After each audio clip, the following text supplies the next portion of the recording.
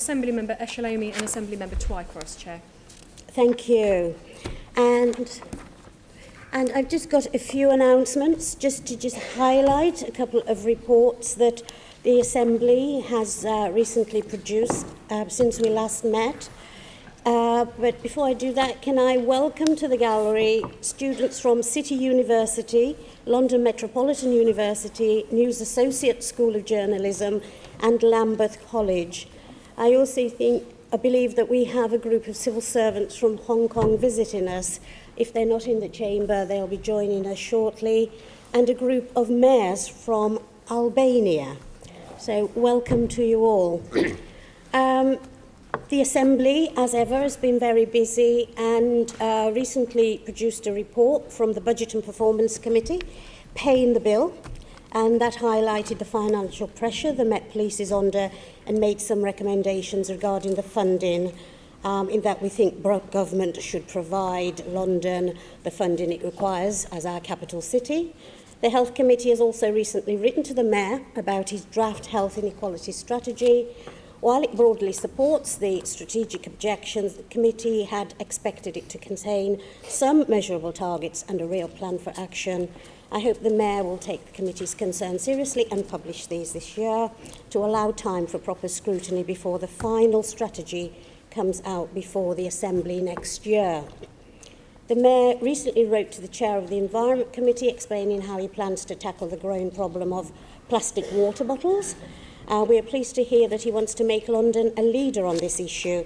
We look forward to hearing about the Mayor's progress as he discusses his plans for a deposit return scheme with government.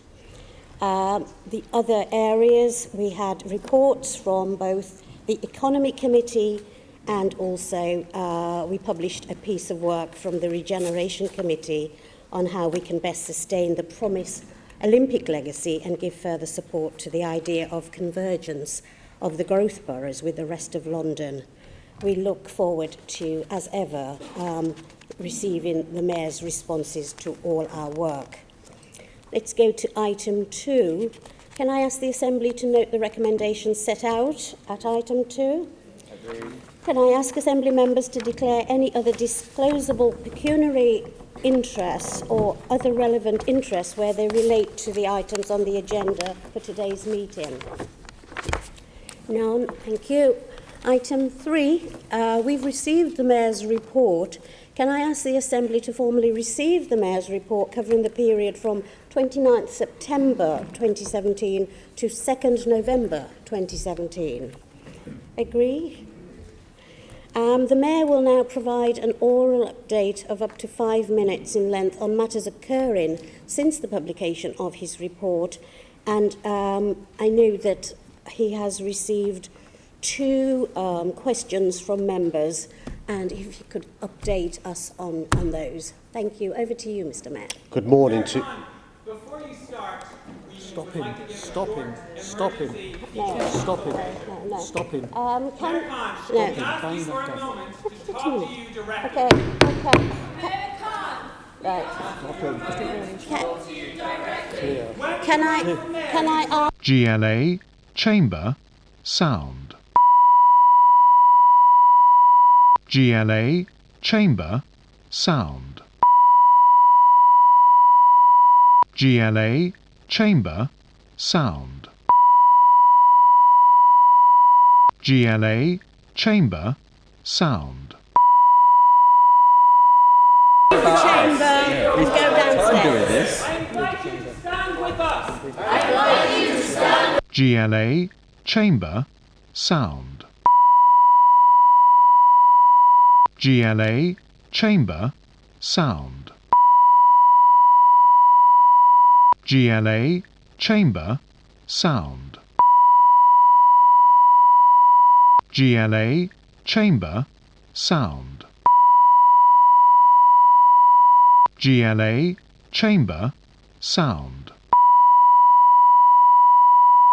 GLA, chamber, sound. GLA, chamber, sound. GLA, chamber, sound.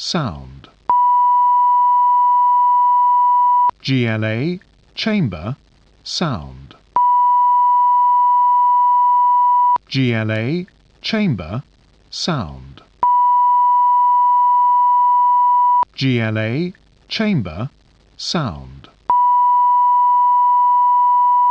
GLA, chamber, sound.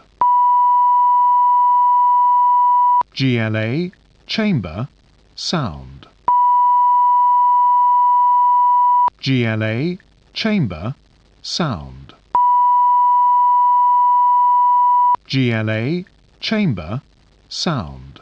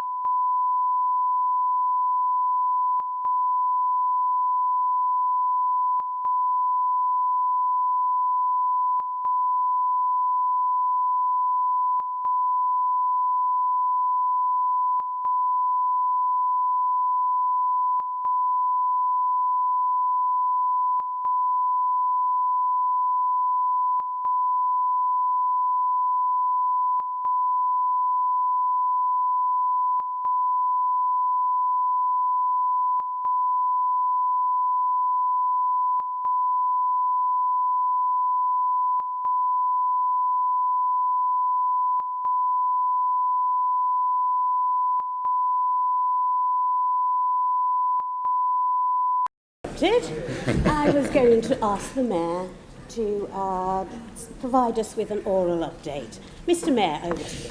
Good morning to you and to everyone here in the Chamber.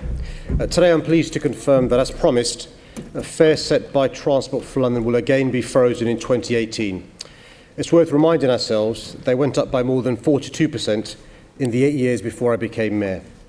Passengers using TfL services in London will now also benefit further, as I'm delighted to announce that the unlimited 1-hour hopper fare for bus and trams will be introduced in the first half of next year, and weekly capping will be brought to Oyster cards later in the year. The government must now follow my lead and freeze national rail fares, especially for London suburban rail services. If I can do it, why can't they? The latest figures by the Office of Rail Regulators show that thanks to my fares freeze, London Overground was the only one of the 4 main train operators within London and the South East to see passenger numbers rise. Passengers on Govia Thameslink Railway, South Trains and South Eastern all fell by more than 5% in April to June 2017 to 18, compared to the previous years as their fares rose. If TfL assumes responsibility for more suburban rail services, fares on these services would be covered by my fares freeze. Yesterday, I launched a major new anti-crime movement, London Needs You Alive, Don't Carry a Knife. I'm working with some of London's most influential young artists and campaigners, from grime and rap stars to poets, bloggers and photographers, in order to put forward a positive message and to influence young Londoners to make an active choice not to carry a knife. I want this to become a new movement owned by Londoners, and for the campaign to highlight how valuable young Londoners are to London, to their family, to their friends, and how by using their talent and not picking up a knife, they can accomplish great things. By showing the incredible young people of our city how much we need and value them, we could save countless lives. I would hope all Assembly members will promote and support this campaign. Last week, I was delighted to announce a landmark increase in the London living wage from £9.75 an hour to £10.20 per hour, the first time the London living wage has been more than £10. I'm also pleased that another 470 employers signed up to pay their staff the London living wage over the last 12 months, bringing the total number of accredited businesses in London to 1,502. Since I became Mayor, the number of businesses paying the London living wage has increased by 50%. And finally, alongside the Deputy Leader of Westminster City Council, Councillor Robert Davis, we revealed ambitious plans for the start of the transformation of the Oxford Street area. If approved, the plans, which have been publicly consulted until 17th of December, would turn the Oxford Street district into the world's best outdoor shopping experience and create new traffic-free public spaces in the heart of London. I've also been asked, as you said, to give 2 oral updates. The first one's from Assembly Member Steve O'Connell about the HMIC efficiency. The Met was assessed as requiring improvement in 2 of 3 areas. How well does the force understand demand, and how well does the force use its resources?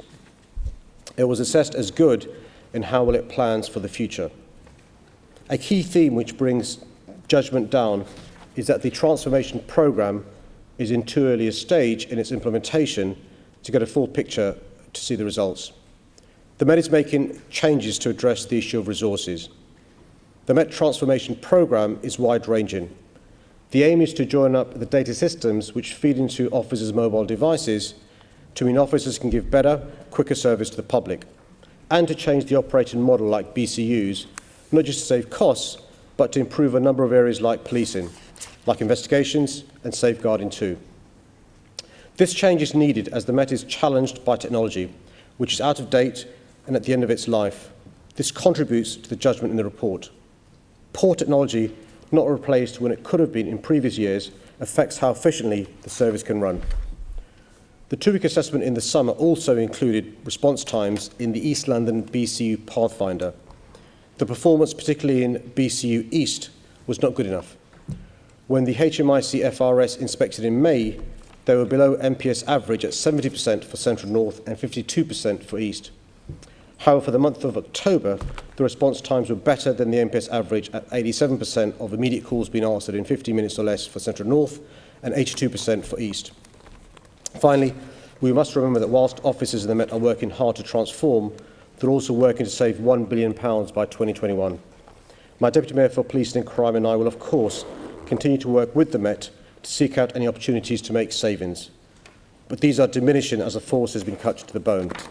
Unless the government's funding cuts stop now, officer numbers could fall below 30,000 in 2018 and 27,500 by 2021, a dangerous low. I've also been asked to give a second request for an oral update from Sean Berry about Holloway Prison.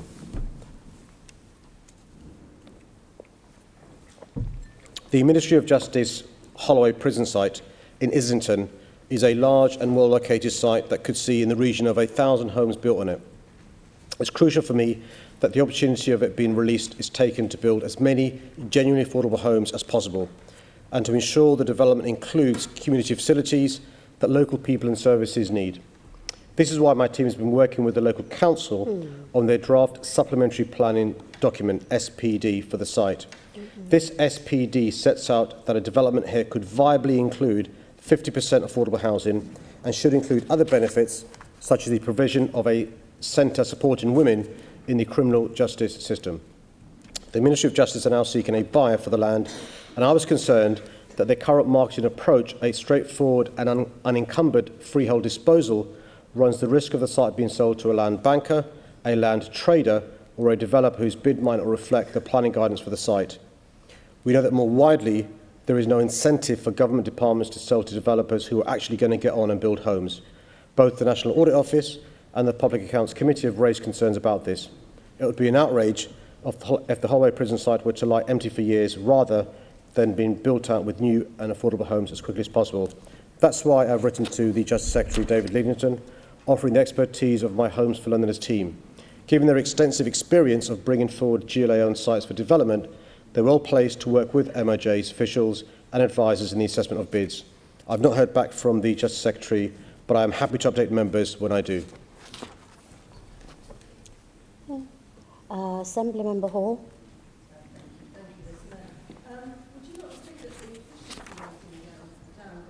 Undermines your case of further funding?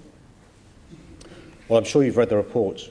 Yes. And you'll have seen the report said that one of the reasons for the efficiencies not being made is the transformation programme not having good command and control systems, not having good IT systems, and the responsibility there lies with the lack of investment and decisions made by the previous administration. I'm trying to remedy that, and the Transformation Board has a senior officer responsible for the progress in each of the 10 strands, and I hope there'll be progress in the near future. Well, I don't see that, because you're the one that's taken £38 million out of recruitment. If you just look at the public access strategy, everything revolves around the 101 system. That's why we're shutting front counters, because so many people are going to the phones. And yet 29% of 101 calls, people are just giving up because they can't get through. Surely you should actually use all efficiencies that you can before you start screaming at the government for more money. The service should be as efficient as it could be, and it's clearly not. Otherwise, we wouldn't have been downgraded after 3 years. Let me unpack what you've just asked and raised. So I was at the Home Affairs Select Committee earlier this week when the police and crime commissioners, who are members of your party, in your words, screaming at the government, in my words, lobbying on behalf of resources for their citizens to get the funding required to keep their communities safe. I will not apologise for making the point that your government is cutting £1 billion from my city. My job as the Mayor is to make sure that our police have the resources they need to keep our city safe. I wish you'd bat for London as well. You are on this Assembly to make sure London gets the resources she needs. Cutting funding from our police makes our city less safe. I will not apologise for making the case to this government. Mr Mayor, other forces have had reductions, and they haven't had reductions in their efficiencies. If you actually look at it, you must use your resources to their best before you start looking for more money, because it's Londoners' money. The money that goes into the Met has got to be used properly, and if you don't use your resources in an efficient way, then yet more money goes into a service that's not efficient.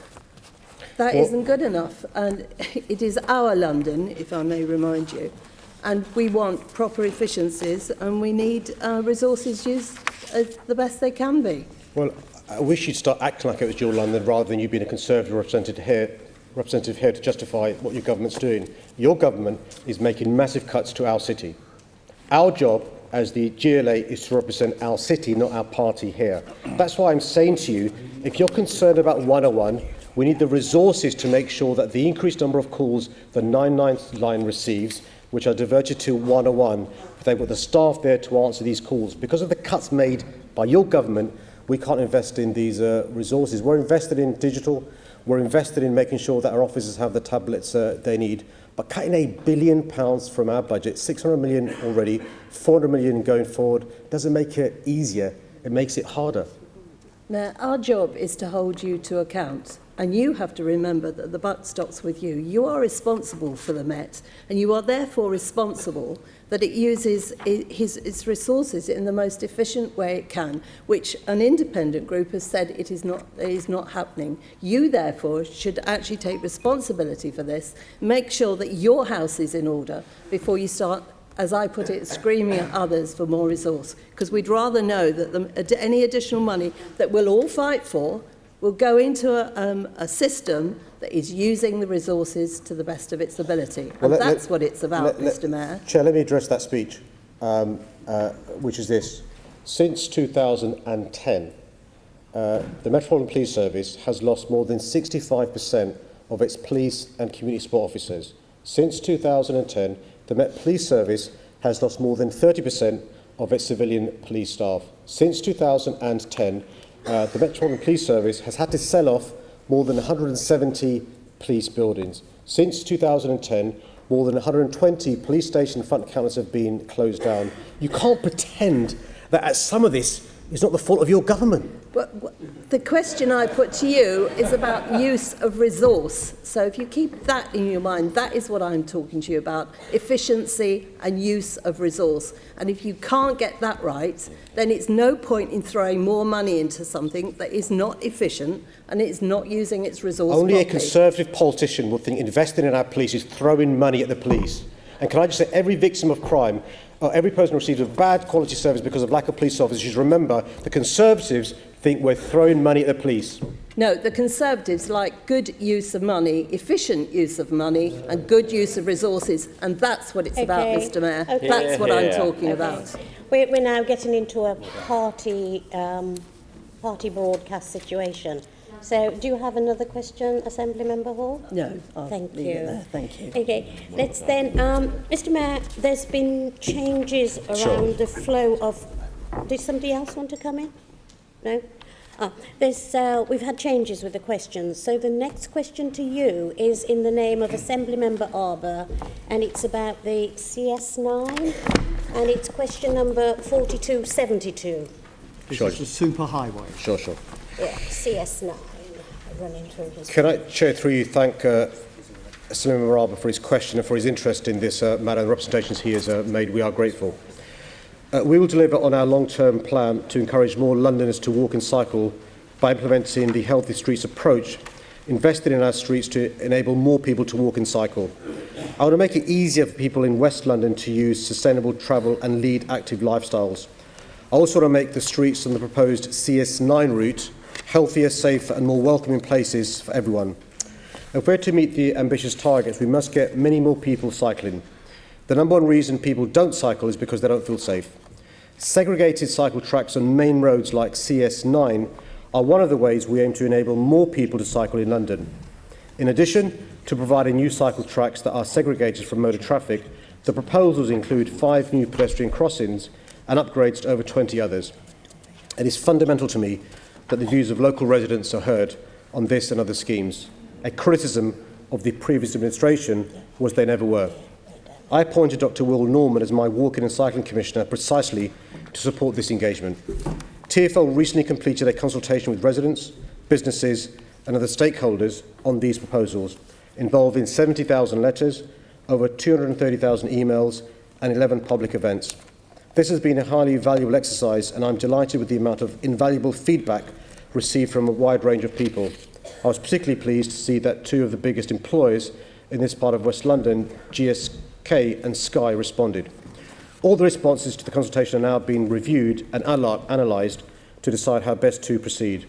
I know that both Will Norman and TfL continue to engage with residents, businesses and road users to address concerns and ensure the proposals are as good as they can be.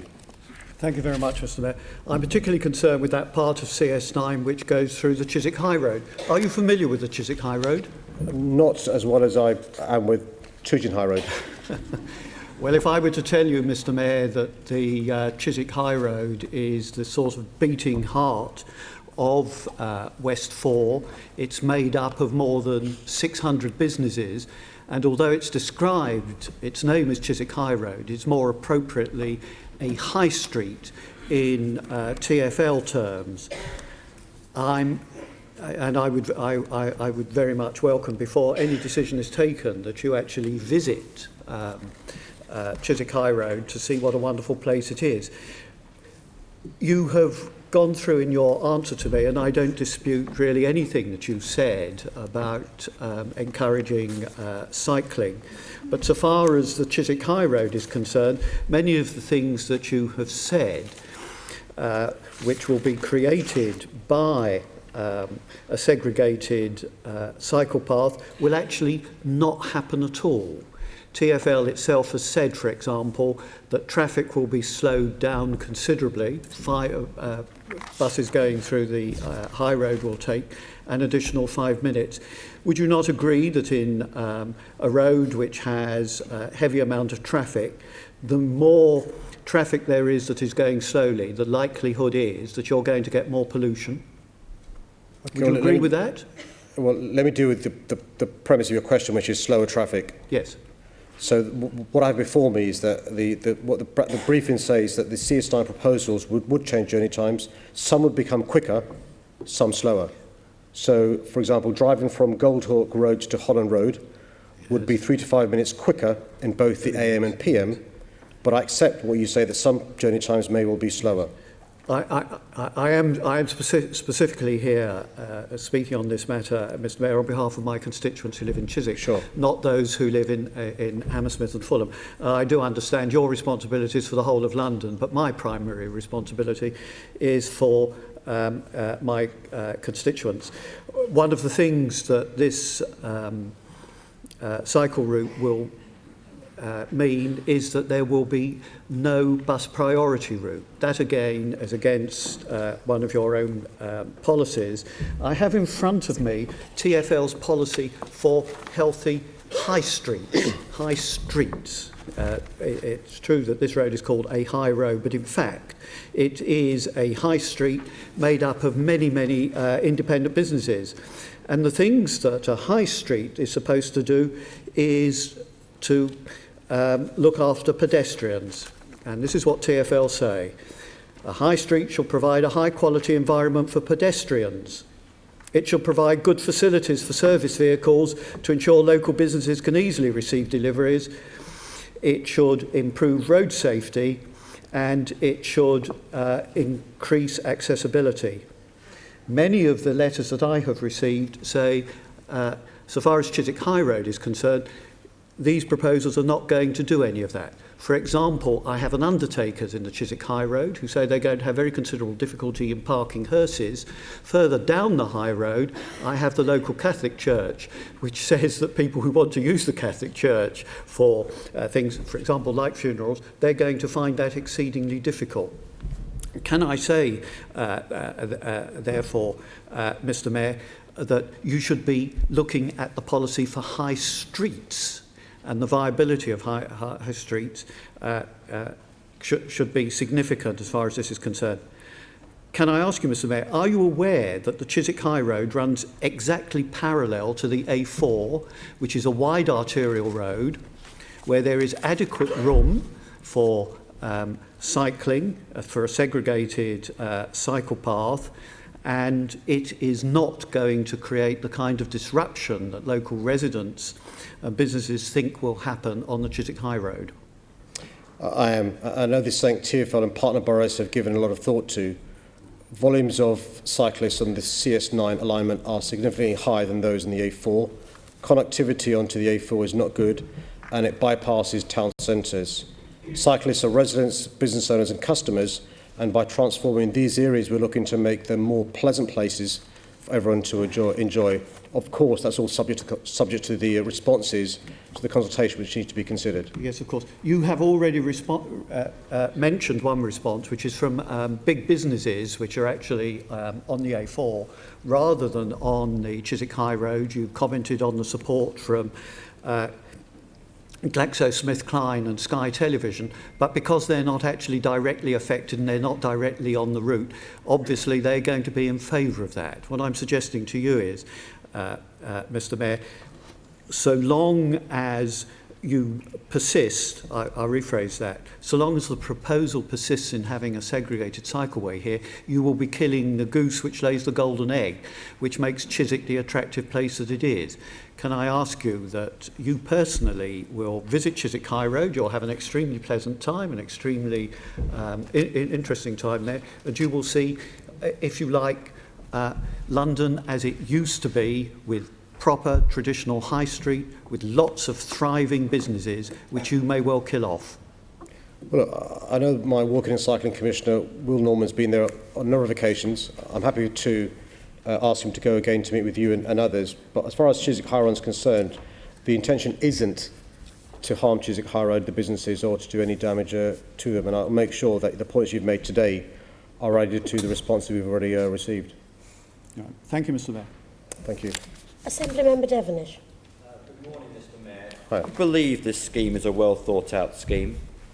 Oh, that's why we consulted. The reason why we consult is to make sure we take on board views and we amend the scheme depending on the views. But in the draft form, good scheme subject to consultation. Does the Labour leader of Hammersmith and Fulham Council support this scheme? I've not spoken to him about it. Do you think that in future you should design the scheme, talk to far more stakeholders up front and then put it out for consultation rather than having to redesign it after the consultation? It's fundamentally flawed, and that's the view of virtually everybody I've spoken to. Well, I think you've heard from me the wide-ranging consultation taking place during the scheme.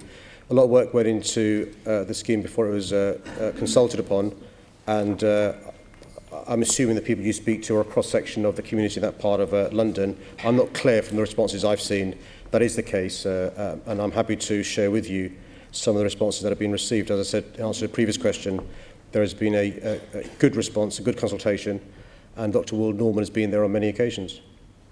And are you concerned that air quality will get worse rather than better after the scheme is implemented? No. Okay, thank you. Okay, thanks. Okay, we'll go on to the next question on equal pay day. And although it's on the order sheet in the name of Assemblymember Twycross, can you give us, Assemblymember Cooper will be following up on this question. I'd like to take this opportunity to thank the Assembly Labour Group for tabling such important questions in this month. It's so pleasing to see gender equality being taken seriously, and all Londoners should be proud that the Labour Group is prioritising women's rights here at today's Mayor's Question Time.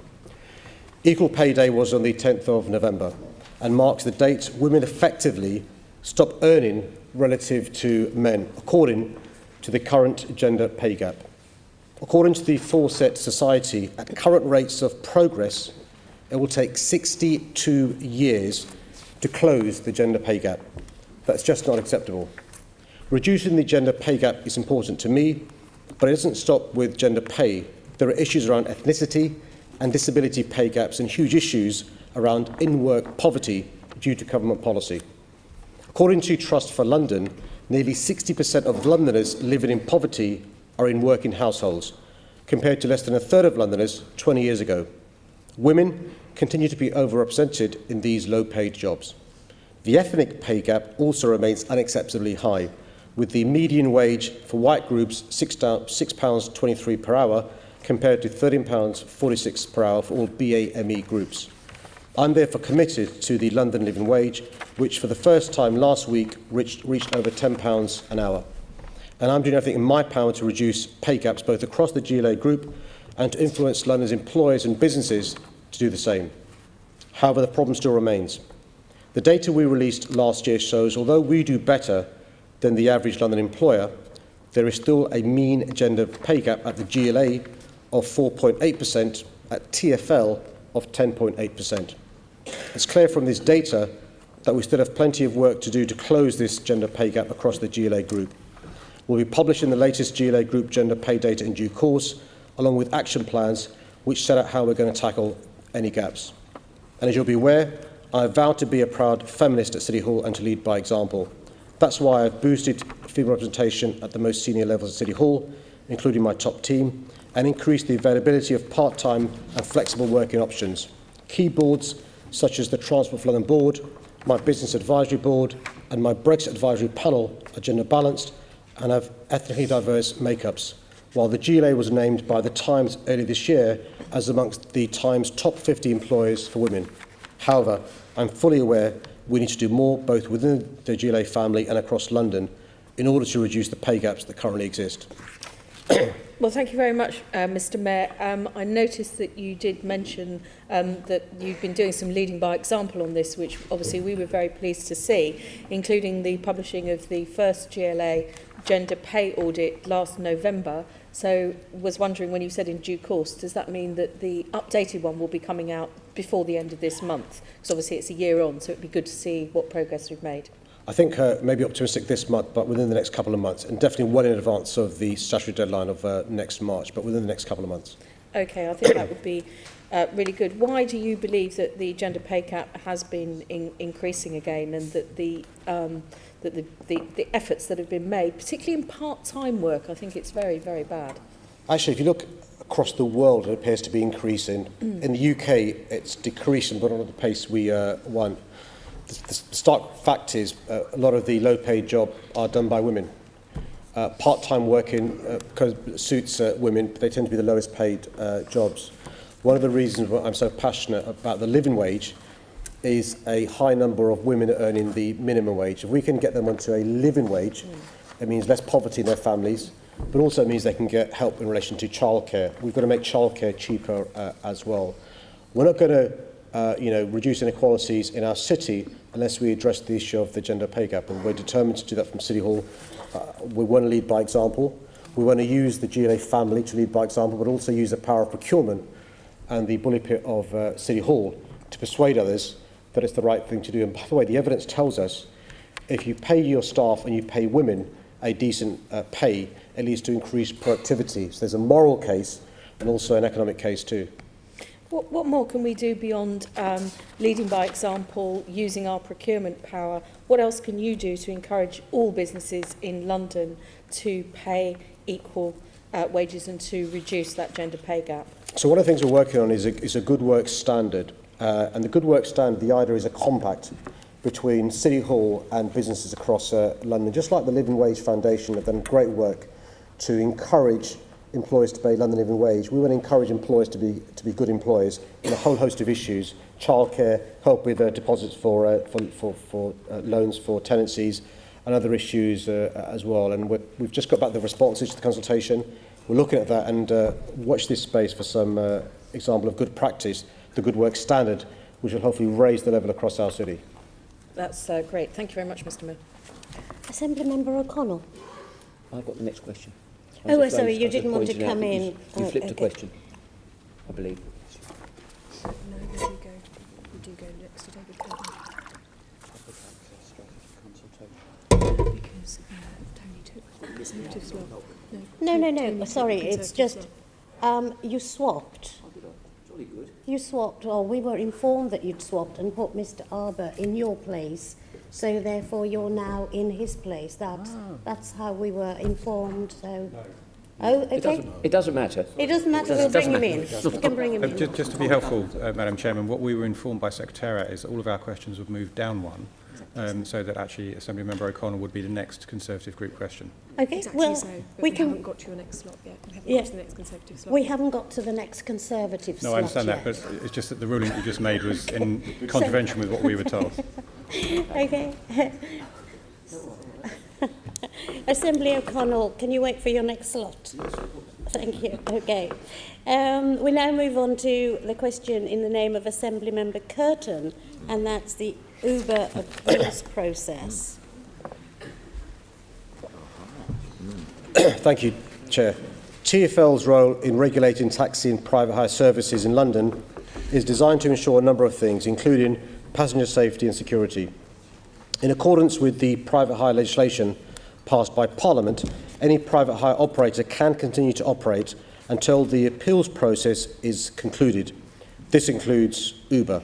This is the law.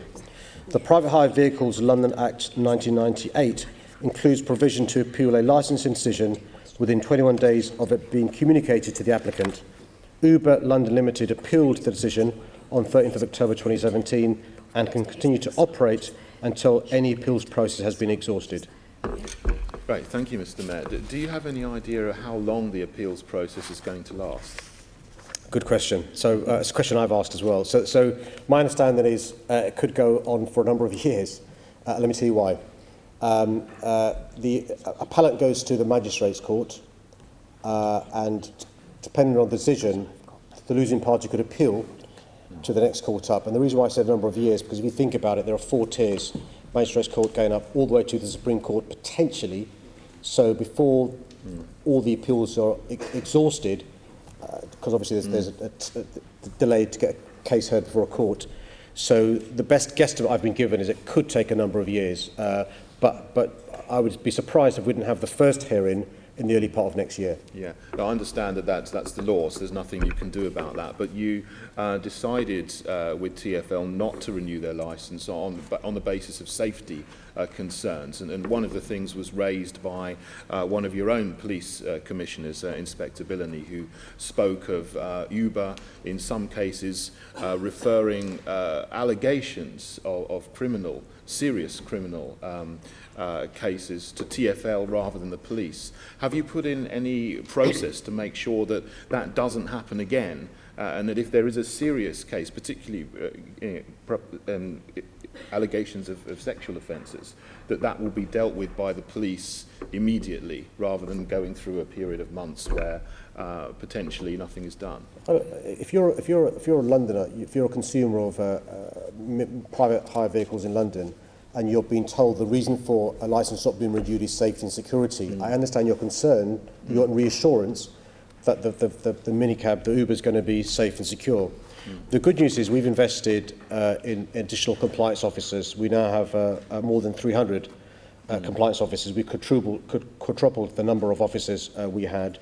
They understand they've got to make sure they're doing their bit to keep Londoners safe, people who use Ubers, minicabs and taxis safe. They understand the reasons that TfL gave for not renewing the licence. Similarly, Uber are under no misunderstanding, as indeed all private hire operators are.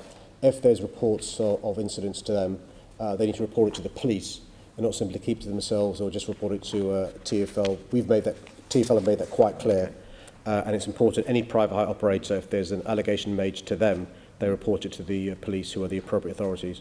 Okay, thanks. In the summer, there was a report of 13,000 Uber drivers that hadn't had proper DBS checks. How is TfL progressing in making sure that those 13,000 drivers actually do get proper DBS criminal record checks through TfL to make sure that there's no issue with criminality? So if you recall, previously it was possible to get a DBS check from a number of different private companies. TfL said, no, we want reassurance, and so you've got to use this one authorised company. There was some short period of time given to allow these drivers to be checked with the proper authorities. That time has elapsed now, so unless you've had the proper check done, you shouldn't be driving, and TfL are making sure that the checks are now done through them in the proper regime, rather than others giving the DBS check needed. Can you tell me how many drivers there are who are registered with Uber as the operator? I hear figures 40,000, 50,000, but I don't know an exact figure. Do you have the figure used by Uber, as I understand, is 40,000 drivers registered with Uber. But don't forget, you can be a driver with more than one private hire operator. So it's perfectly possible for you as a minicab driver to drive for a minicab firm in your town centre, but also be an Uber registered driver as well. But the figure used by Uber was 40,000, if you remember, in the various press releases they put out. Okay. Now, the principle of private hire is that you have to stop and plan a route. It's different to if you're a taxi driver who's done the knowledge. And so there's an issue with drivers receiving information when they're on the move. And that can lead to safety concerns, obviously, if someone is taking a job when they're not stationary. What has TfL done to make sure that that principle of private hire, that you get a job, you stop, you plan a route, is enforced and implemented, and so that there can be no issues with crashes because people are doing things while they're moving? Well, this has been an issue raised by Caroline Pigeon on a number of occasions in the past. Her concern, as expressed by others as well, about people using devices on their screen and being distracted and causing RTAs and other issues of safety. And the law is quite clear: you shouldn't be playing with devices if you're a private hire vehicle driver or anybody else. When you're driving, these devices, should be used when you're stationary. And I'm happy to refer you to previous answers I've given to Caroline Pigeon about this. But it is a legitimate concern that many people have about the fact that if you're not done the knowledge and you're relying upon a sat-nav device during the course of driving, you could either be receiving a call if you're an app-operated private hire vehicle driver, or using the sat-nav to get from A to B. And the law is quite clear: you mustn't do that. If you do that, not only are you breaking the law, but you're taking a risk with your personal safety and the safety of others. Indeed. One of the things you mentioned in your taxi and private hire action plan is possible fleet insurance for, the private hire drivers need proper hire and reward insurance, and there have been issues in the past of drivers not having that in some cases. How are your plans progressing, or do you have any plans to make sure that big companies like Uber have fleet insurance rather than just individual drivers having? Well, you'll be aware that's another issue for which we're being taken to court by Uber in relation to our plans to level up the quality of private hire vehicles, and I'm not sure when that case is reaching court, but I'm told I had a meeting with Senator Member Bacon about this a few weeks ago because of representations made by private hire vehicle drivers. I think it's April, but I'm happy to be corrected. Around April-ish is that court case, but there's lots of court cases going on which Uber have a role to play in. Very good. Thank you, Mr. Mayor. Okay, thank you. And let's go to the next question, and that's in the name of Assembly Member Russell. Bus casualty reduction target.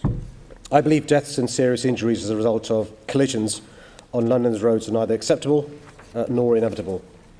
Unlike my predecessor, who refused to commit to Vision Zero for road safety or set a bus-specific target to eliminate all fatalities involving buses, I am committed to eradicate these tragic events from our streets. It is for this reason that my draft transport strategy goes further than any such document has gone before in London. I'm the first London Mayor to include a target to reduce fatalities involving buses on London's roads to zero by 2030 and death and serious injury overall for other vehicles by 2041.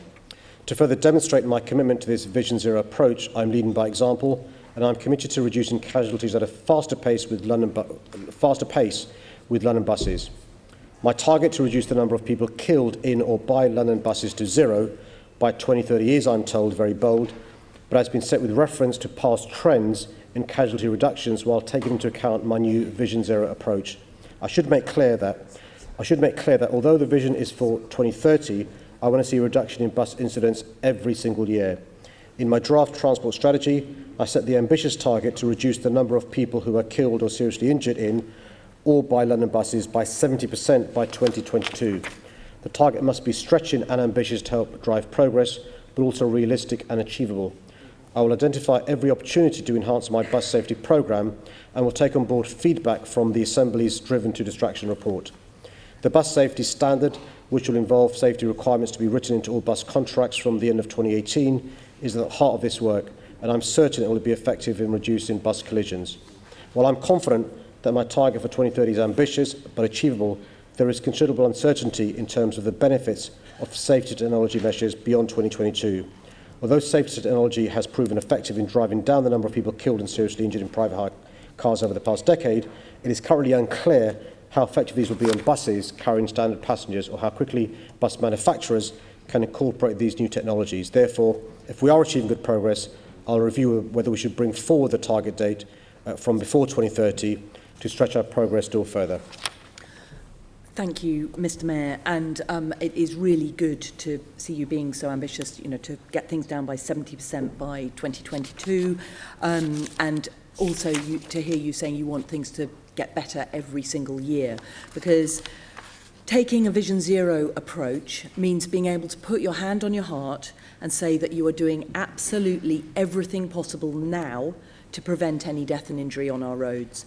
And I'm going to now ask you a few specific things into a bit of detail about things that you could be doing now. So first of all, intelligent speed adaptation.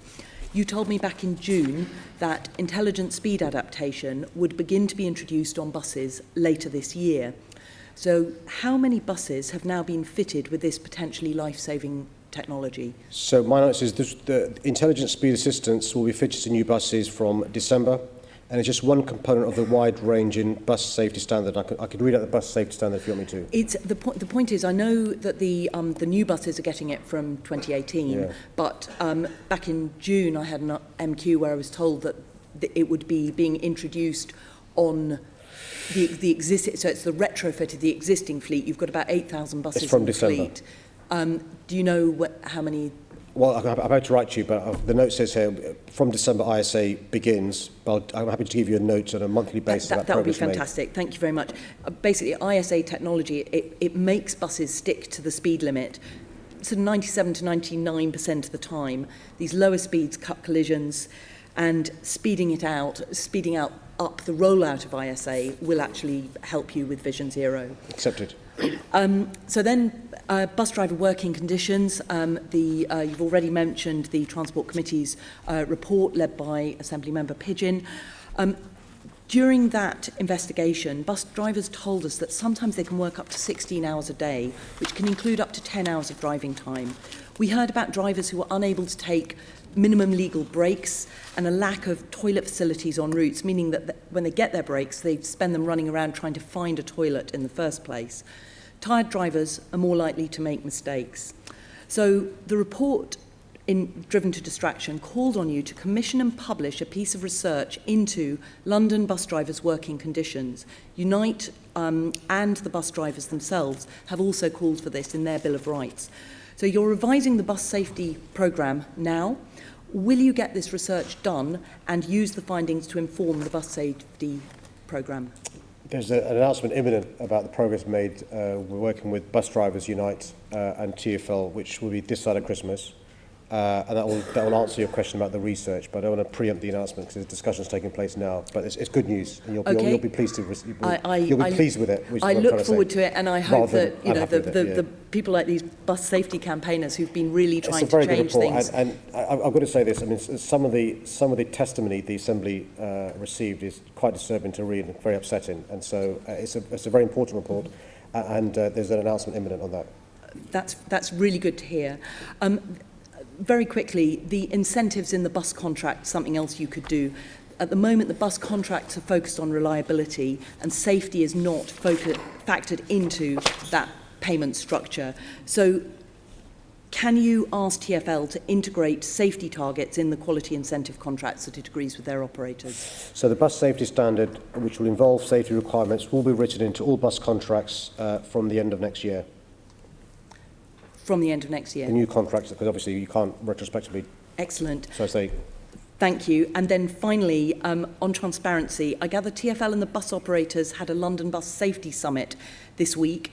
Transport Committee members were blocked from attending. What was it they were discussing that needed to be kept behind closed doors? I've got no idea. I'm happy to write to this member. That would be very good. Thank you very much indeed. Okay. Any other questions like that? Okay, we move to the next question, which is question 4268 in the name of Assembly Member O'Connell.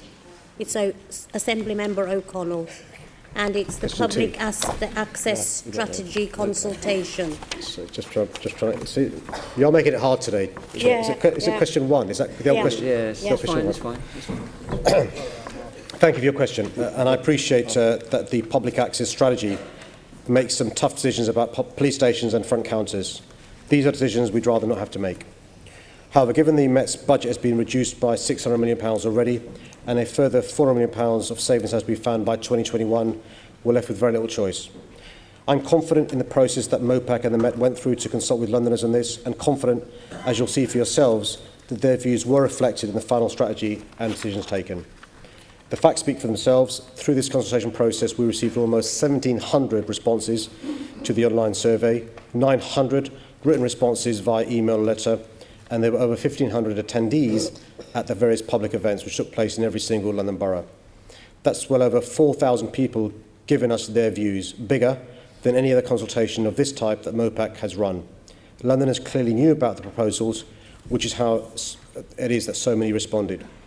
I think it's also fair to say this is a much greater level of engagement than my predecessor achieved when he closed twice as many police stations back in 2013.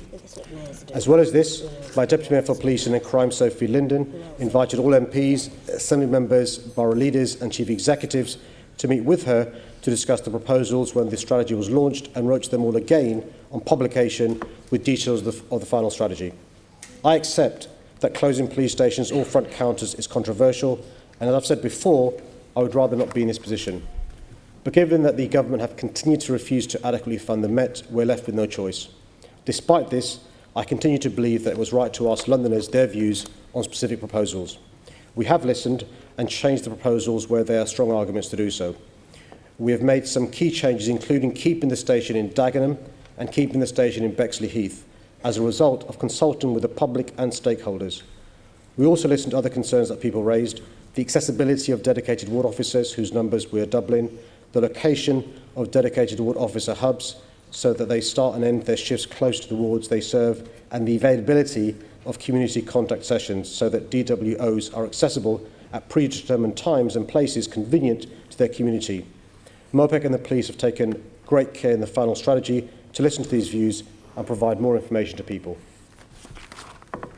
Thank you, Mr. Mayor. First of all, I would take issue, and I will be writing to your office about your comparison with previous MOPAC consultations. You have hard choices and hard decisions that you must make. The previous mayor and deputy mayor were faced with the same. They had a process where the deputy mayor and the assistant commissioner, accompanied by others, held public meetings in every single borough. I was privileged to attend a few of them. I don't believe that was part of your process. Why was that not the case? Can I just say, you've got to tell the full picture, which you're not telling. The previous proposals had two things. One, to get rid of neighbourhood policing, get rid of the 321. And the second was to close more than 70 police stations. We've not got rid of neighbourhood policing. We're doubling the number of dedicated ward officers in every ward from 1 to 2. And so this consultation wasn't about getting rid of neighbourhood policing and closing police stations, like the previous one. This is just about closing front counters in some police stations. So you're not quite comparing like with like. That being said, consultation far wider this time than last time. Okay. Again, I would contend that you're mistaken there, because the consultation that the deputy mayor and assistant commissioner went throughout London and held public meetings was about closure of police stations, but it was about increasing numbers in neighbourhood policing. But let's move on to your defence of the consultation. If you are so content with it, why is it that august organisation, the Consultation Institute, independently says that your consultation was a contender for the worst consultation of 2017? Look, I don't agree with that conclusion, but I've asked my deputy mayor to meet with them to see if there's lessons we can learn going forward. I mean, would you not agree, Mr. Mayor, that this supports a general feeling across London and occasionally across party, and we hear some examples later, that as far as consultation goes, in this arena and perhaps others, around public access borough mergers, to a degree you're treating consultation as a lip service? Your point would be better made if people didn't respond, record numbers responded, and your point would be better made if we didn't change our minds as a consequence of the responses received. Dagenham staying open, Bexley Heath staying open, temporary police station in K and C, and other consultations at future dates, which demonstrates that the Met Police and MOPAC have listened. If it was the case that the consultation was flawed and no one knew about it, how do you explain record numbers responding?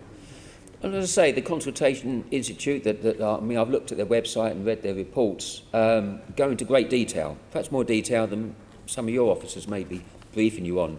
Their conclusions are that the outcomes of the consultation regarding station closures appear to be predetermined, although you've cited two examples of change, I accept that. There was a failure to provide proper evidence and information, and I agree with this one particularly, many of the questions were and are leading. How do you kind of defend that, answer that?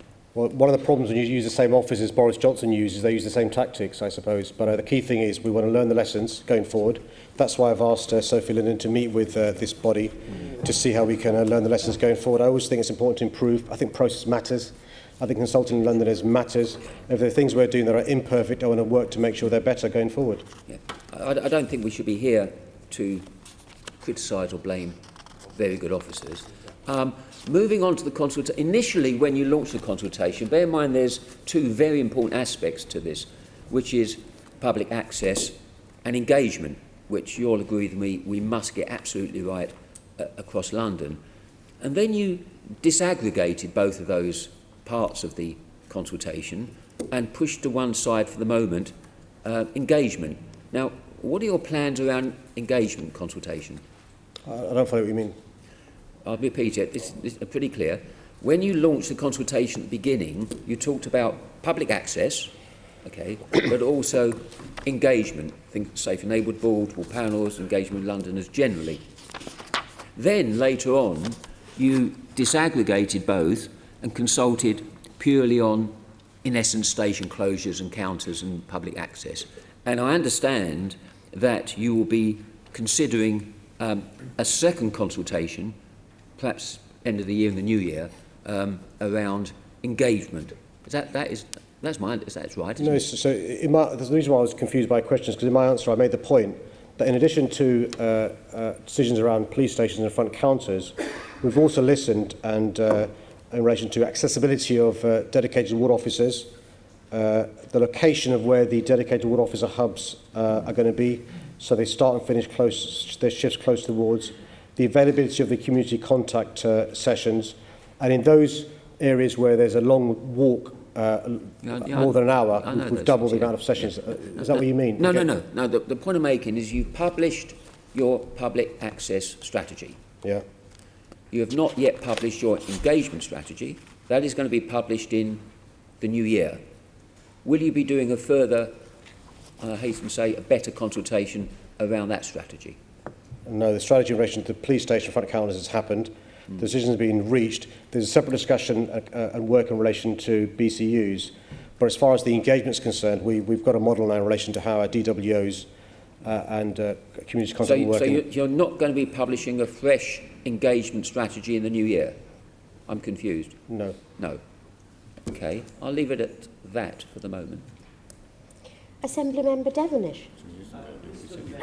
You had legal advice that if one of my residents challenges this shameful process under a judicial review, do you have any chance of winning?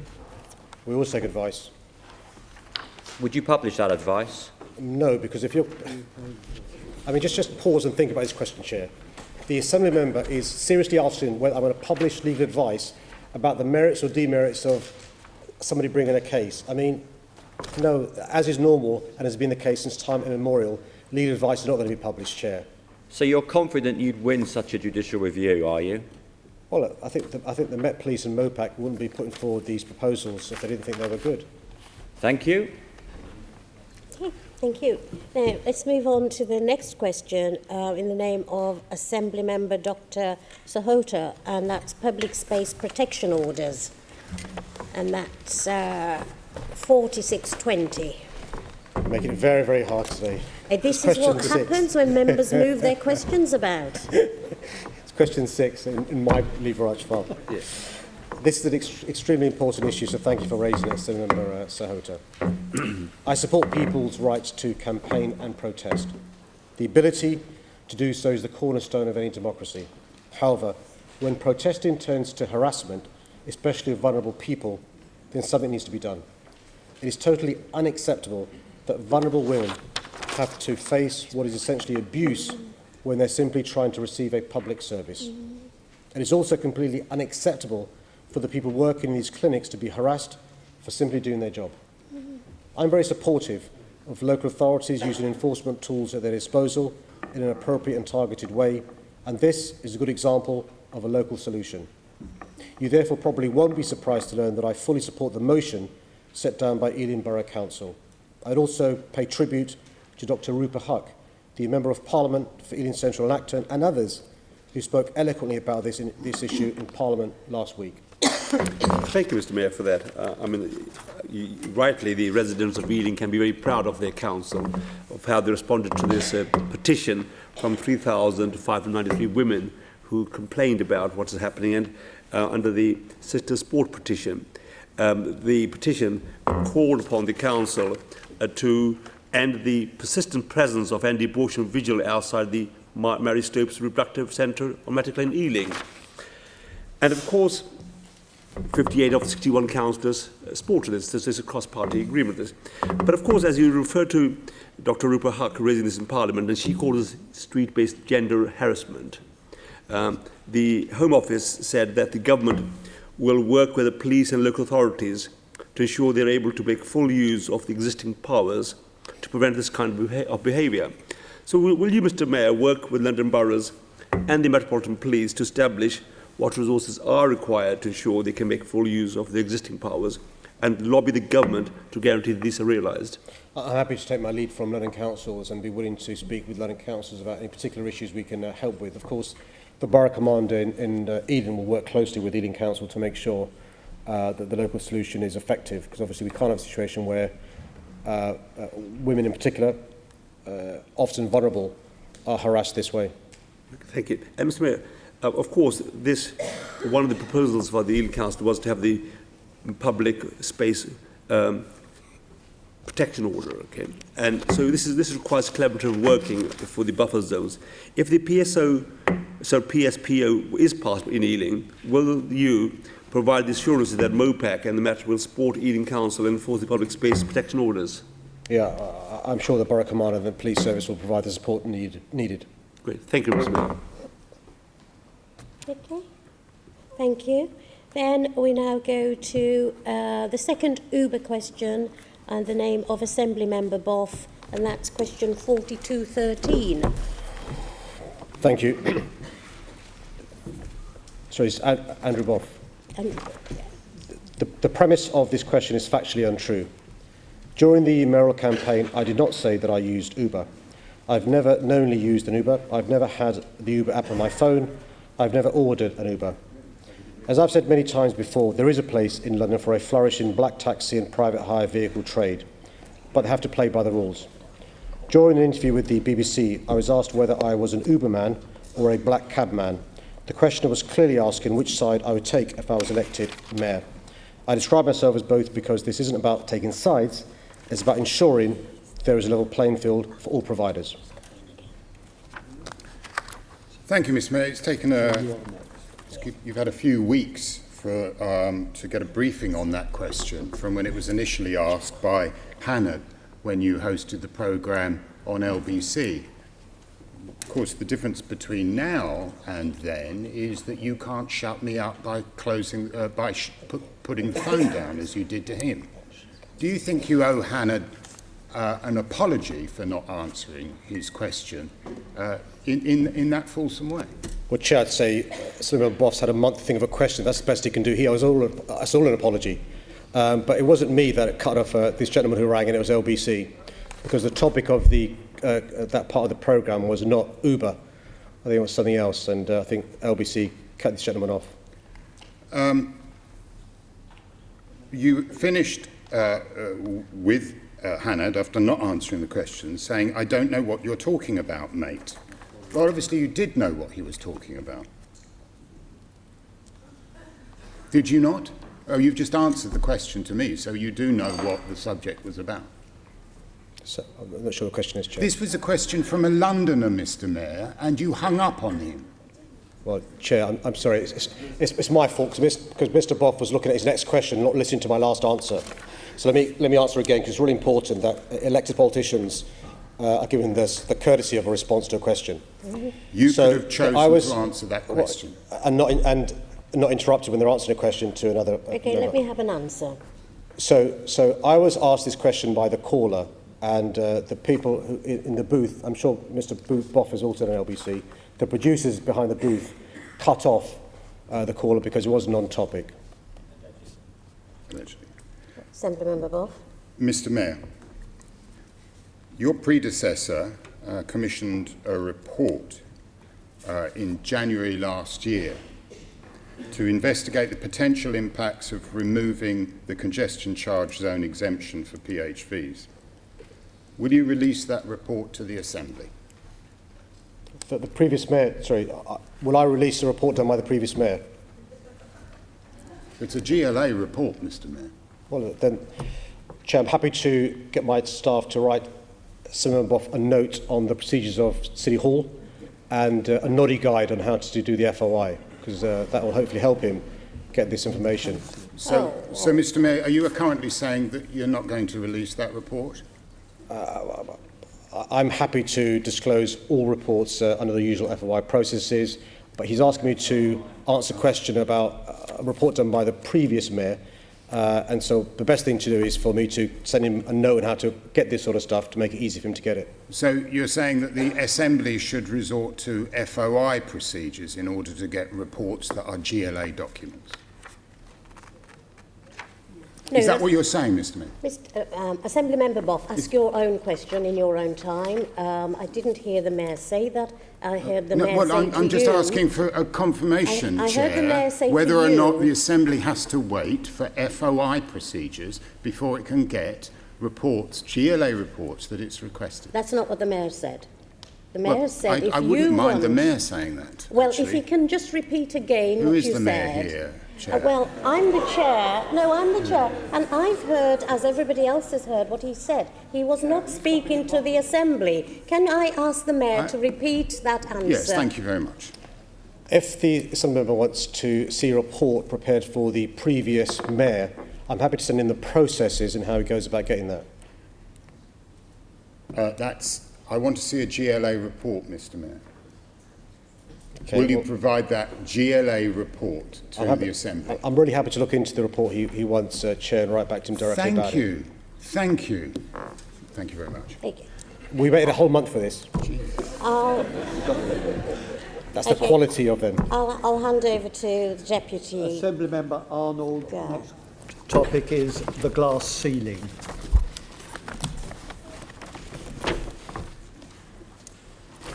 That's 4267. Thank you, Mr. Justice. Thank you for your question, Chair. Increasing the representation of women in senior leadership positions is one of the keys to genuine gender equality.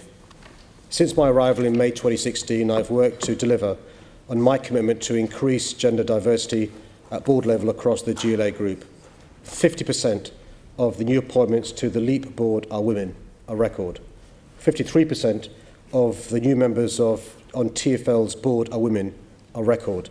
50% of the Skills for Londoners Task Force are women, 50% are BAME, and 13% are disabled.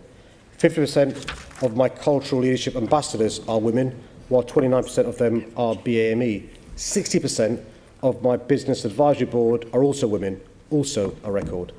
I've also ensured women are a key part of my top team. 50% of my deputies are women, and women now lead MOPAC, the London Fire Brigade, and the Met. In addition, I've published the GLA gender pay gap data well ahead of schedule and have consulted staff on action plans to close the gap across the group. We're also embedding the principles of an inclusive workplace by offering shared parental leave, flexible working, and support with childcare.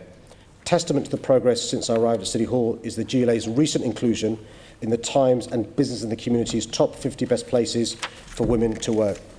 But as well as leading by example, I'm committed to influencing other employers across all sectors in London through my diversity and inclusion strategy and the Good Work Standard. We're also looking at ways to support working parents in London with their childcare needs through the new early years hubs, which we're set to launch. I'm also looking at getting more and better information to families about their childcare options and entitlements to help support more mothers to enter the workforce.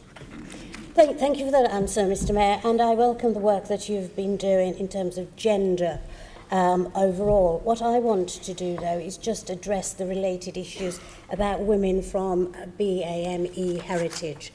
It doesn't really take long for you to walk around this building and see that BME women would be clustered in the lower paid jobs. If you like, if you were to take the ground floor to the 9th, you would find then diminishing numbers going up, and that would then relate to their pay. And I think it's something like, if you could talk about it, whereas you'd find 10 on the ground floor, maybe you'd find 1 on the 9th floor. Now, that is not representative of BAME women, who are known to be amongst the highest numbers with degrees and are known to be high achievers in specific areas once they get on the ladder. So you've talked a lot about the workforce at City Hall and across the GLA group, and you want it to be representative of London's profile. That must include BAME women, and it doesn't at the moment. So I think that we need some further evidence. So will you commit to introducing a pay gap audit across the GLA group, which would actually give us the evidence in terms of gender for BAME women? Well, can I say why your question is so important is because BAME women suffer double discrimination Yes. gender and ethnicity. Yeah. And if they're a mum, triple, Yeah. and it goes on. If Yeah. they're disabled, Yeah. and you will know, as most of us who are progressive will know, actually, when somebody says there aren't talented women, you're mixing with the wrong people. Similarly, with it, people say there aren't talented BAME women, you're not looking hard enough. Yeah. Because you and I both celebrated the publication of the Black Power list. What did that show us? More than half of the top 100 were women. Yeah. More than half the top 10 were women. So there are talented women, there are talented BAE women, and I'll take up your challenge in relation to, walking the walk amongst the GLA family, because you're right, we've got to make efforts in relation to gender equality, race equality, but also when there's the double discrimination of BAME women. So, and I'm happy to work with you offline as well about ideas you've got to raise our game, because we're nowhere near where we should be. Yeah. The other bit of evidence that I've found, sorry, I thought I had somebody speaking to me, and that's a particular area that you have powers in, and that's in the apprenticeship, the work that's going on, and there it's noticeable that women, and particularly women of BME heritage, are less likely to be in the higher level apprenticeship and are less likely to finish their training because of the obstacles they face, even though they are in the lower grades. And I wonder if you could speak to your deputy and ensure that that's an issue that he is minded on. Well, I take a personal interest in issues around diversity, and so for the recent tranche of applicants for the apprenticeship scheme, the good news is almost 60% of them were women, and the good news is almost 60% were BAME. But I take your point about retention and progression. So can I come back to you on that and maybe ask a number? I don't think it's one deputy minister's responsibility. I think it's a number of them need to take responsibility for this. And can I again come back to you about your challenge again about retention and progression? Because if there are people falling down for reasons we can understand, we need to address that. Because there's no point spotting somebody but not nurturing them all the way right to the top. And so again, can we discuss that offline? But it's not just one deputy minister's responsibility, it's everyone's. Okay, thank you very much. Assembly Member Gavron. This is on the maternity pay gap. Sure. Sorry, is it out of order? No, so what's the question, sir? It's on the maternity employment rate. I think it's a supplementary question. No, it's a supplementary question. That you wanted to come in on the back of Oh, coming on that question. Okay, we've talked about the gender pay gap, and I now want to talk about the motherhood pay gap. From the moment you become a mother and enter the workplace in this country, you are disadvantaged. And the TUC has produced some research which shows, it's national research though, not London research, which shows that a woman aged 42 in full-time employment is facing a pay penalty for being a mother of 11% over the lifetime of her job. She's always going to get about 11% less on average compared with a woman who without children. And I wonder whether you are going to do or are doing any work on working out what is this sort of the motherhood pay penalty in London, where it will be, of course, I think much higher. And if you could do that work, then you could share your findings, please, with the Assembly. So, can I charge that question in relation to the link with childcare issues, as well as the direction about mums? So, there is although I've got no statutory role in relation to childcare, I've got a big role in relation to leadership in London in relation to this issue.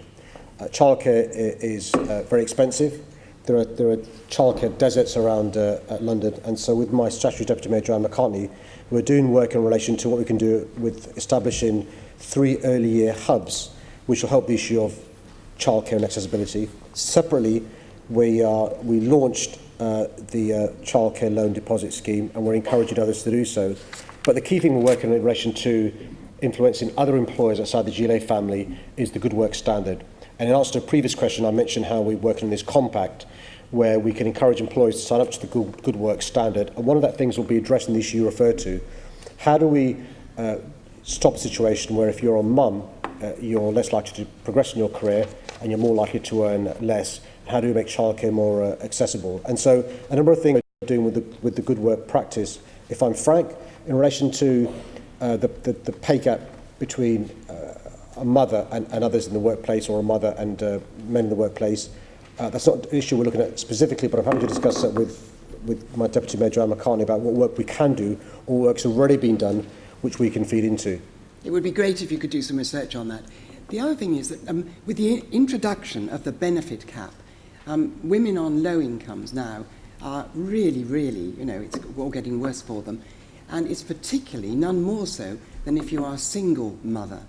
And it means that you can't access childcare until your children are 2, and you can't afford it, obviously. You can't get free childcare.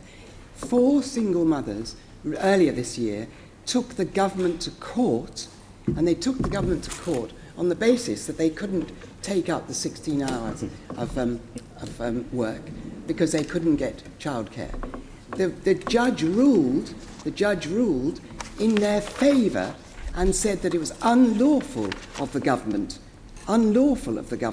to include mothers with children under 2 in the benefit cap. Now the government, can you believe this? The government have appealed against this. The government are appealing against this.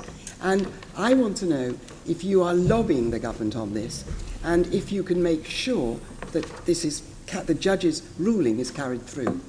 Well, I'm afraid, Chair, and I'm embarrassed to say this, I'm not familiar with the case, so can I look at the case and speak to the team about this, because it's astonishing. Another example, by the way, of the impact of the government's benefit cap, particularly in London, with the high cost of living we have in London. But I'm really happy to go and look at the judgment, Chair, and then consider what action we should take as a consequence of that. Thank you. Next question was scheduled for Assemblymember Twycross. Now Assemblymember McCartney will take the answer, and the heading is Everyday Sexism, and that's 4682. First of all, can I express my disgust at the degrading culture of sexual misconduct at Westminster that has emerged in recent weeks. It is the responsibility of all of us to challenge it and call it out. This needs to be a turning point. On the eve of the centenary of the extension of voting rights to women, everyday sexism, which prevents women from reaching their potential, needs to be eradicated as a matter of urgency. It is unacceptable that in 2017, in one of the most progressive cities in the world, and recently voted the best megacity in the world for women, your gender can still determine how much you get paid, your career prospects, and whether you're the subject to sexism. As Mayor, I will do all I can to remove any barriers for women and girls that prevent them reaching their full potential. My upcoming Violence Against Women and Girls strategy will focus on tackling the disproportionate impact of violence on women and girls. Increasing the representation of women in senior leadership positions is also key to genuine gender equality. That is why I've delivered on my commitment to increase diversity at board level across the GLA group, and have ensured that women are a key part of my top team. I'm also acutely aware of the pressure young girls and women are under to conform to unhealthy and unattainable body standards, which underpins and reinforces everyday sexism. It is this reason why I've introduced higher standards around tearful advertising. The gender pay gap is not closed fast enough, and that is unacceptable. I've led by example in publishing GLA gender pay gap data, and I'm developing action plans to close this gap further. We at the GLA are also embedding the principles of an inclusive workplace, offering things like shared parental leave, flexible working, and support with childcare. This will ensure that both parents can play an equal role inside and outside of the home. Finally, I'm committed and will continue to influence other employers across all sectors in London through both my diversity and inclusion strategy and my good work standard.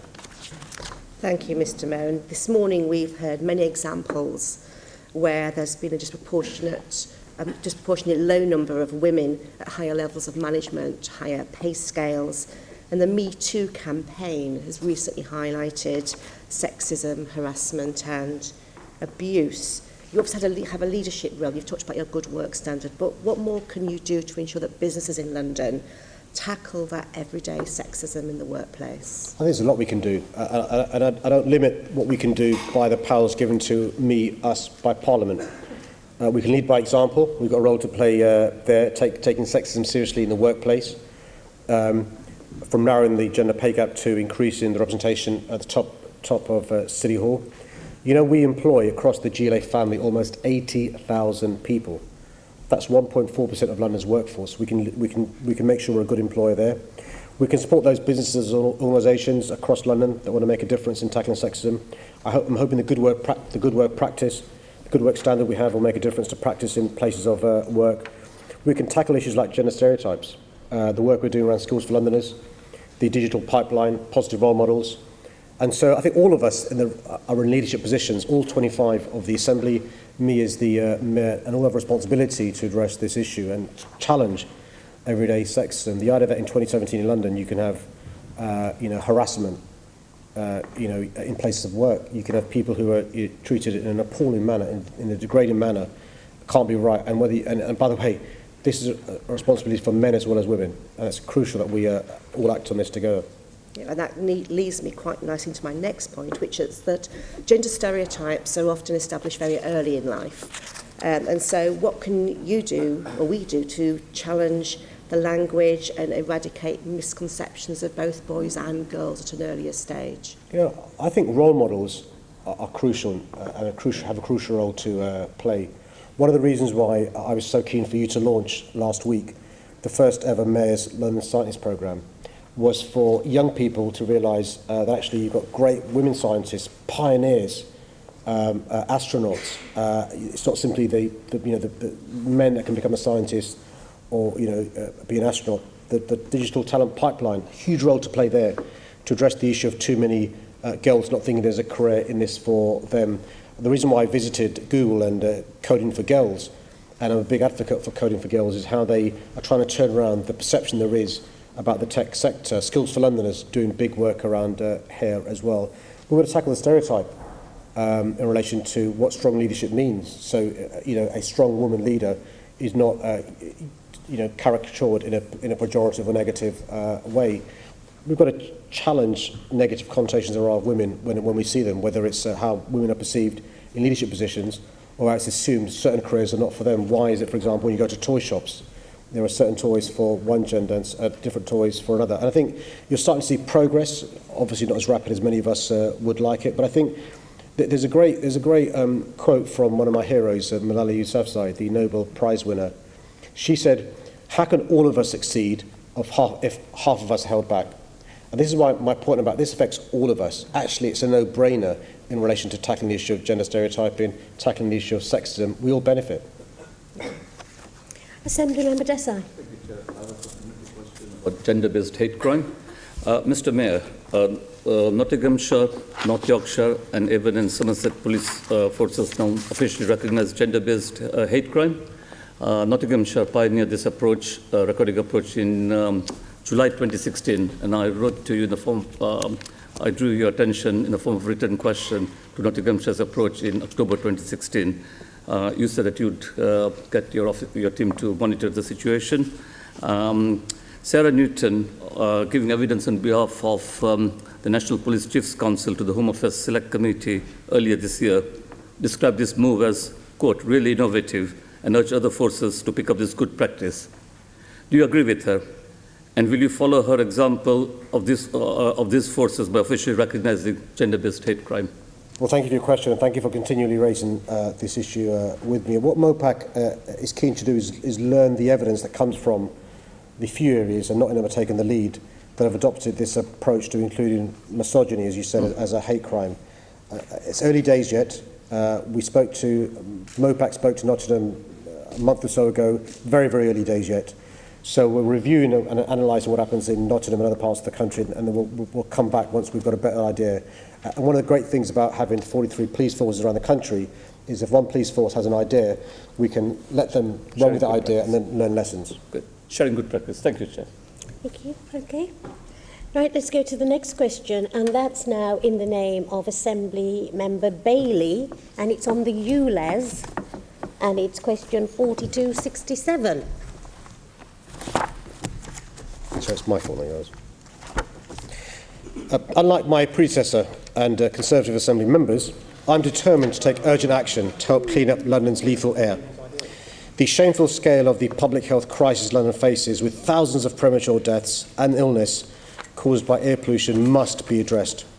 Bringing in ULEZ reduces NOx emissions from road transport by around 45% in 2020 in central London. However, because I've accelerated the ULEZ, there will now be a 20% reduction in harmful road transport NOx emissions in 2019 in central London that would not have been achieved otherwise. Early introduction will mean that 100,000 Londoners, 19 schools in central London and 42 schools across London will no longer be exposed to illegal air quality in 2019. Starting the ULEZ early is the right thing to do. London is preparing for the ULEZ. Currently, over half the cars driving in central London meet the ULEZ standards, and this will naturally increase as the implementation date approaches. We've seen a continued fall in the sale of diesel vehicles, and people increasingly understand the impact different vehicles can have on the air we breathe. 11 business improvement districts wrote jointly to the Evening Standard supporting the T-charge. However, I appreciate some people will find it challenging to meet the new ULEZ standards. I've repeatedly called on the government to introduce a targeted scrappage fund for small businesses and low-income households in order to reduce the costs of meeting the ULEZ requirements. We also need a car tax system that encourages people to choose cleaner and zero-emission vehicles, with any tax revenues contributing to improving air quality and helping scrap the most polluting vehicles. I would hope that the Assembly, all of the Assembly, would join me in lobbying the Chancellor on this in advance of next week's budget. TfL itself is preparing for the ULEZ in 2019. The successful launch of the T-charge last month shows it is capable of delivering a scheme to identify and charge non-compliant vehicles. An updated vehicle checker enabling people to find out whether their vehicle is compliant was launched 3 weeks ago, and I'm confident there will be a smooth transition when ULEZ replaces the T-charge. As part of the ULEZ consultation, TfL undertook significant publicity and engagement with residents, businesses and other affected groups. We're working to make sure London is ready for ULEZ. Thank you for that answer, Mayor. Just to be clear, nobody opposes ULEZ. I accept it's going to happen. It will happen early. The consultation has been done. Indeed, it was your predecessor who proposed the ULEZ, so it seems like quite a good idea to me. What I want to concentrate on... well, hold on. You made a lot of digs there, Mayor. You made a lot of digs. I just thought I'd get... A nice U-turn. Very deftly done. Thank you very much. What I really want to concentrate on is the impact on our emergency services. Your press release would suggest you've shown some flexibility moved in our direction around an exemption, but I'm just going to press you for some more detail. The first being, what constitutes in this exemption an emergency vehicle? So what we're doing is we're working with the various emergency services to come up with a memorandum of understanding to different, so that the London Ambulance Service will be different to London Fire Brigade, different to Met, because some are more advanced than others. What we don't want is a perverse situation where, hypothetically speaking, the ambulance service is writing us a cheque because their vehicle's non-compliant, which just doesn't make sense, when they're going to order a new fleet in 6 months' time anyway. So we're talking to each of the emergency responses to come up with an agreement so we can make sure that they buy their fleet within reason when they were going to and not incur costs and then have to pay the ULEZ fine. And I'm happy to share with you the MOUs once they're done, but we're talking with all of them. They're all very constructive and they're all very happy with the ULEZ coming forward. So will this conversation take into account how much it will cost some of the services? Because obviously the police, for instance, have a large number of vehicles that are not compliant. There will be some costs. Has any modelling been done on that? Absolutely. And so, for example, one of the things the police are happy to do is make sure, for example, in the interim, the non-compliant vehicles, where they can be, aren't used in central London. But where the cleaner vehicles are used in central London, sometimes obviously there'll be a crossover, and we've got to be flexible and reasonable. Nobody wants to send out a bill for a fine when blues and twos are needed to be used in central London. And the good news is the police, London Ambulance Service, Fire Brigade are all happy with our approach, and that there are good conversations taking place. But can you guarantee Londoners that the early implementation of ULEZ will not affect the operational effectiveness of the police? Yes. Because if they're having to make... you're positive about that? Yes. But, so that modelling has been done. You could share that with me. That work's been done. I'm not sure I'm sharing the modelling with you. The work's been done, and it's been done with the police, the fire service and London Ambulance Service. So there'll be no impact in them having to change their operation, trying to avoid the cost of... I think so. You've got to treat E3 separately. So the fire service is way ahead. Okay. The Met Police is probably further back. LAS is probably in the middle. The fire service are reasonably confident they're okay. They're doing some world-leading stuff in relation to this. Ambulance service, because of the grading they had in the recent inspection, have got other priorities, and we understand that. but we think, they think that they can, the new head of LAS was at TFL, so there's good expertise, institutional expertise in LAS, with Garrett Emerson leading them. The Met Police is where there's a bigger challenge because the number of vehicles is so big and they've been less prepared. And that's where we're doing the most work with MPS. But the approach from MPS has been fantastic. They're not resistant. They understand the reason for the ULEZ. What we don't want to do is, if they were going to get new vehicles in, for argument's sake, 2021, for them to incur costs, bringing it forward simply to meet the ULEZ deadline. So we're being reasonable with them. And so I've seen no evidence of there being problems with any of those three emergency services. So this sunset period, is there detail of that? Is it in the public arena? Do the three services have a framework that they're working to that you've provided? So the date for the sunset's not been set yet because it's contingent upon what their procurement requirements are. Once we've reached agreement, of course, that will be made public. Will they have three separate sunsets because they're very different? I think so. I think because they're very different, because their contracts with their fleets were very different, because some are more advanced, they'll have to be different. And that's not to, and just to give credit to London Fire Brigade, they could well say, well, we'll delay it as well. To be fair to them, they're not saying that. They'll say, look, we're ready to go earlier, and we understand we've got fewer vehicles, and so that demonstrates the can-do attitude from our emergency services. But wouldn't it have been better to just give this sounds like it's going to end up being a blanket exemption. Wouldn't it have been just simpler to do that in the first place? No. You sure? Look, if there's one cleaner vehicle coming into this London area, that's progress. If there are hundreds, that's big progress. There are thousands, that's massive progress. So when you bear in mind the number of vehicles the London Fire Service, the London Ambulance Service, the Met Police have, if we can get some improvement earlier, that's a win. I accept that, but remember, this is a win at the risk of affecting their operational readiness as well, and that's how I see it. The last question I'll ask may irk you slightly, but we all agree in this assembly that our services could do with more money, particularly the police. But do you think you undermine our case when you impose a new cost on them that they'd already budgeted to deal with in 2020? Well no, because I'm not clear if you're doing a U-turn again about this. So the ULEZ, according to you, was going to be brought in September 2020 under the previous mayor. We've consulted widely on this, including the Met Police, including the London Fire Brigade, including the London Ambulance Service, about bringing it forward to April 2019. Why? Because of the record numbers of premature deaths. Why? Because of the record numbers of people suffering the consequences of poor quality air, but also the economic cost. It cost London £3.7 billion, according to independent experts, because of the cost of poor quality air. Sorry to interrupt you, mate, because time is short. I agree with that, and they're established. You do now, yeah. Yeah, but the point is this. We are pursuing, cross-party, the government for more funds, particularly for the police, and it just occurs to me that you have imposed the cost that they had already budgeted for, but you've made a new cost by bringing it forward. Do you believe that undermines our case? No, because £3.7 billion, which is the economic cost for poor quality air per year in London. It's not the policing budget, is it? It's the policing budget that the government are having a problem supporting us with, and it seems like externally, we, London, you, are imposing new costs that are undermining our case. I find it astonishing that you guys will go to any lengths to defend this Tory government.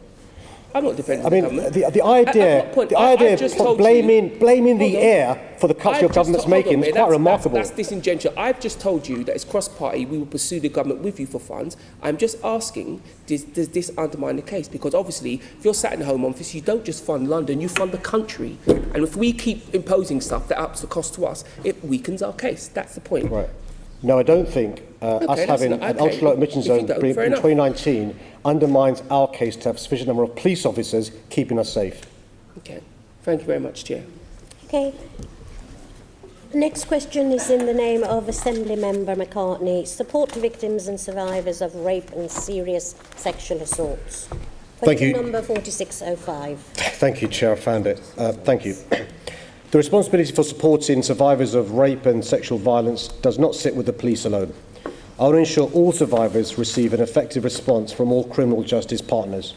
I have prioritised rape and sexual violence in my police and crime plan and will continue my investment in vital rape crisis provision.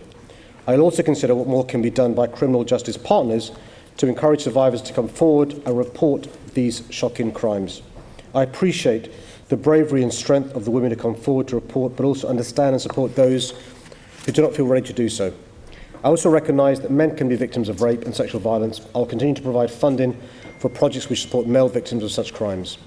The MPs have dedicated sexual offences investigation teams who support victims of rape and serious violence. These officers support survivors throughout the criminal investigation. However, there continues to be challenges faced by survivors of rape and sexual violence, and we must collectively address these challenges. It is concerning that as cases progress through the criminal justice system, there are key points of attrition from the decision to proceed with prosecution through to conviction rates. These high levels of attrition must be addressed by the whole criminal justice partnership. I'm also concerned that a high number of rape and serious violence investigations result in decisions to take no further action, which highlights the challenges of supporting severely traumatised survivors and the evidential difficulties and complexities of these cases. My new Victims Commissioner, Claire Waxman, has taken a specific interest in the needs of rape and sexual assault survivors. She is particularly interested in addressing the causes of attrition through the criminal justice system and why there are significant delays between a survivor reporting a rape or sexual assault and the case coming to court. Addressing these issues will ensure that more survivors are prepared to come forward and report these crimes. Thank you, Mr. Mayor. And we're seeing an increasing trend of reported rape and serious sexual offences, and yet the number of sanction detections is not rising. In fact, they're falling, and also the number of charges are not increasing at an appropriate rate either. Is that something that you're concerned about, and what more could be done on that? So I'm concerned. Can I just untangle that, which is that the numbers of reported crimes has gone up. According to the crime survey, there's a decrease. Now, some people say that shows people are more confident to report crimes. I'm not sure we can necessarily accept that as a conclusion. So as part of the Police and Crime Plan, Sophie Linden has agreed to get some detailed work done to see what's going on. But you're right, though, in relation to detection, that's not going up, that's going down, arrests going down. So something's going on here. It's not as simple as saying that we need to invest more resources in this. Something else is going on here. It could be because of victims and witnesses not wanting to come forward. It could be because something's gone wrong in the police prosecution process or the CPS. So we need to do some work in relation to finding out what exactly the issue is. Could it simply be a case of the police aren't arresting enough people, bearing in mind the evidence being there? So I don't want to give an answer that's not properly thought through. So what I'd say is I'm hoping in a few months' time, it'll take some months actually, we'll have better evidence and research done as to why that is. Thank you, and I've been asking for that for a number of years, so it's very grateful. I think it's very easy to say it's just about increased reporting, which is obviously part of it. I'm not sure That'd be missing underlying trends exactly otherwise. Right. Thank you. Your needs assessment that you commissioned with MOPAC and the NHS last year found out that unsuccessful outcomes for these types of offences are much higher in London than the rest of the UK. And in London, 23% of those unsuccessful outcomes were due to victims' issues, compared to 18% in England and Wales. And we know that independent sexual violence advocates are vital in ensuring and supporting women, particularly women throughout that process. Are you committed to providing those ISVAs that needs assessment has said is required? Yeah, I think you'll know the investment we've already announced in relation to the additional number of advocates. Additionally, you'll also, I'm sure, be pleased to know that we're continuing to commission the rape crisis centres, the havens, but also playing an active role on the London Rape Scrutiny Panel and the Rape Reference Group. Why I mention those two? Because I think this is a multi-agency response that's required. It can't just be one part of the criminal justice service. And so, yes, to invest in the advocates, but we need more cooperation between the different agencies as well. Thank you. Okay, thank you. And then the next question is in the name of Assembly Member Pigeon, 4152, Rapid Electric Charging Point Network. Thank you, Chair. I've set out a long-term vision for our capital, one that puts walking, cycling and a zero-emission public transport network right at the heart of our day-to-day lives. The number of electric vehicles registered in London has increased by 60% since I came to office. It's now 10,500. Many of the owners of these vehicles charge their vehicles at home. My plan is for a major expansion of electric charging infrastructure by working with the boroughs and the private sector, with the right blend of rapid and standard charge points across the city. Many electric vehicle owners will still want to charge overnight at home. This summer, TfL and London Councils awarded almost £4.5 million to 25 boroughs to help them deliver on-street charge points for thousands of residents who do not have off-street parking. This includes innovative lamp column technology and is in addition to over 2,000 standard charge points across the capital. Rapid charge points are mostly needed by high-mileage fleets such as taxis, private hire and freight vehicles who need to charge quickly with minimal downtime during work hours. Earlier this year, TfL appointed 5 suppliers to fund, maintain, operate and install a new rapid charging network across London. I'm sure all Assembly members will agree this investment is great news. It is testament to the vision we have set for the capital and the action we're taking to clean up London's toxic air. There are, as of yesterday, 29 rapid charge points in London that are accessible to the public or taxi drivers. In the past month alone, 12 new rapid charge points have been installed, 7 of which are dedicated to taxis. There will be a further 15 installed by the end of this month. The rate of delivery is expected to rise dramatically, with over 130 locations currently being worked on. New rapid charge points will form part of an integrated network with the best possible experience, including pay-as-you-go, customer call centres and online data on locations and availability. TfL are prioritising delivery to ensure there is sufficient coverage to meet demand from taxi drivers as they transition to zero-emission capable vehicles from the start of next year, including rapid charge points dedicated for their use. The aim is to deliver around 150 rapid charge points by the end of next year. This is in addition to the £4.5 million given to London boroughs to install charge points on residential streets for drivers who don't have access to off-street parking. Thank you very much. You previously said to me that you hope to have 75 rapid charging points by the end of December. The numbers you've given me suggest by the end of November there'll be 44. Do you think you're going to be slightly short of meeting your 75? Thank you for the question. By the way, thank you for your work in this area as well. We'll be working on more than 75. I think it's continued on planning. There's some delay with planning. We think we're okay with the high-capacity power connection. The blockage may be planning. The good news, though, is not just the 75 sites we're working on, so some may just be on the other side of January, but across London we're working on 130. But if it goes over by a week, 2-3 weeks, but we're working on more than 75 at the moment. Well, assuming you reach all these targets, I think you've got a plan for 300 rapid charging points by 2020. But in some ways, that is a drop in the ocean when you look at there's 110,000 taxis and private hire vehicles, thousands of commercial vans. And if you do the maths, an electric charging point, even if it's used back to back over 24 hours, can only provide a full charge to 48 vehicles a day. So it's only, if you put in the full 300, it's only about a tenth of the taxi and private hire fleet who would be able to be charged on any one day. So I'm wondering what further action you're doing, perhaps working with these suppliers you mentioned earlier, to make sure there is this comprehensive rapid charging network. Well, firstly, I'm a bit more optimistic than you. I'll tell you why. At the end of this year, 2017, there are zero emission capable taxis on the road. By the end of next year, we think there'll be about 3,000. Yeah. By the end of 2019, about 6,000. By the end of 20,000, about 9,000. But also don't forget the advances in batteries technology. But we are working, you're right, with the suppliers and with others in relation to accessible rapid charging points, because you're right, if you're a busy commercial driver, it could be PHV, could be black taxi, could be a lorry van, you can't afford to go back home and stay overnight and charge it up. So we need to make progress.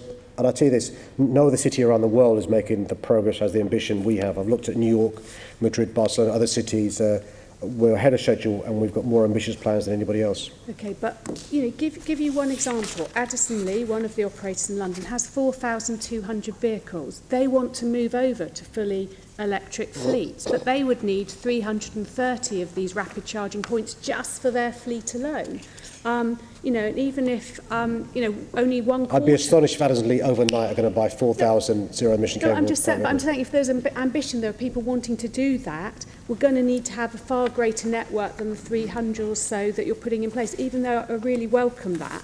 And given the mileage that taxis and private hire vehicles, you know, are around our streets, about 150 miles a shift, I really want to, almost you need tenfold of your 300 planned to really actually be able to make sure that these fleets can operate on the cleaner vehicles. I'm wondering what additional things you're going to be doing to make sure we can expand further rapid charging points in London.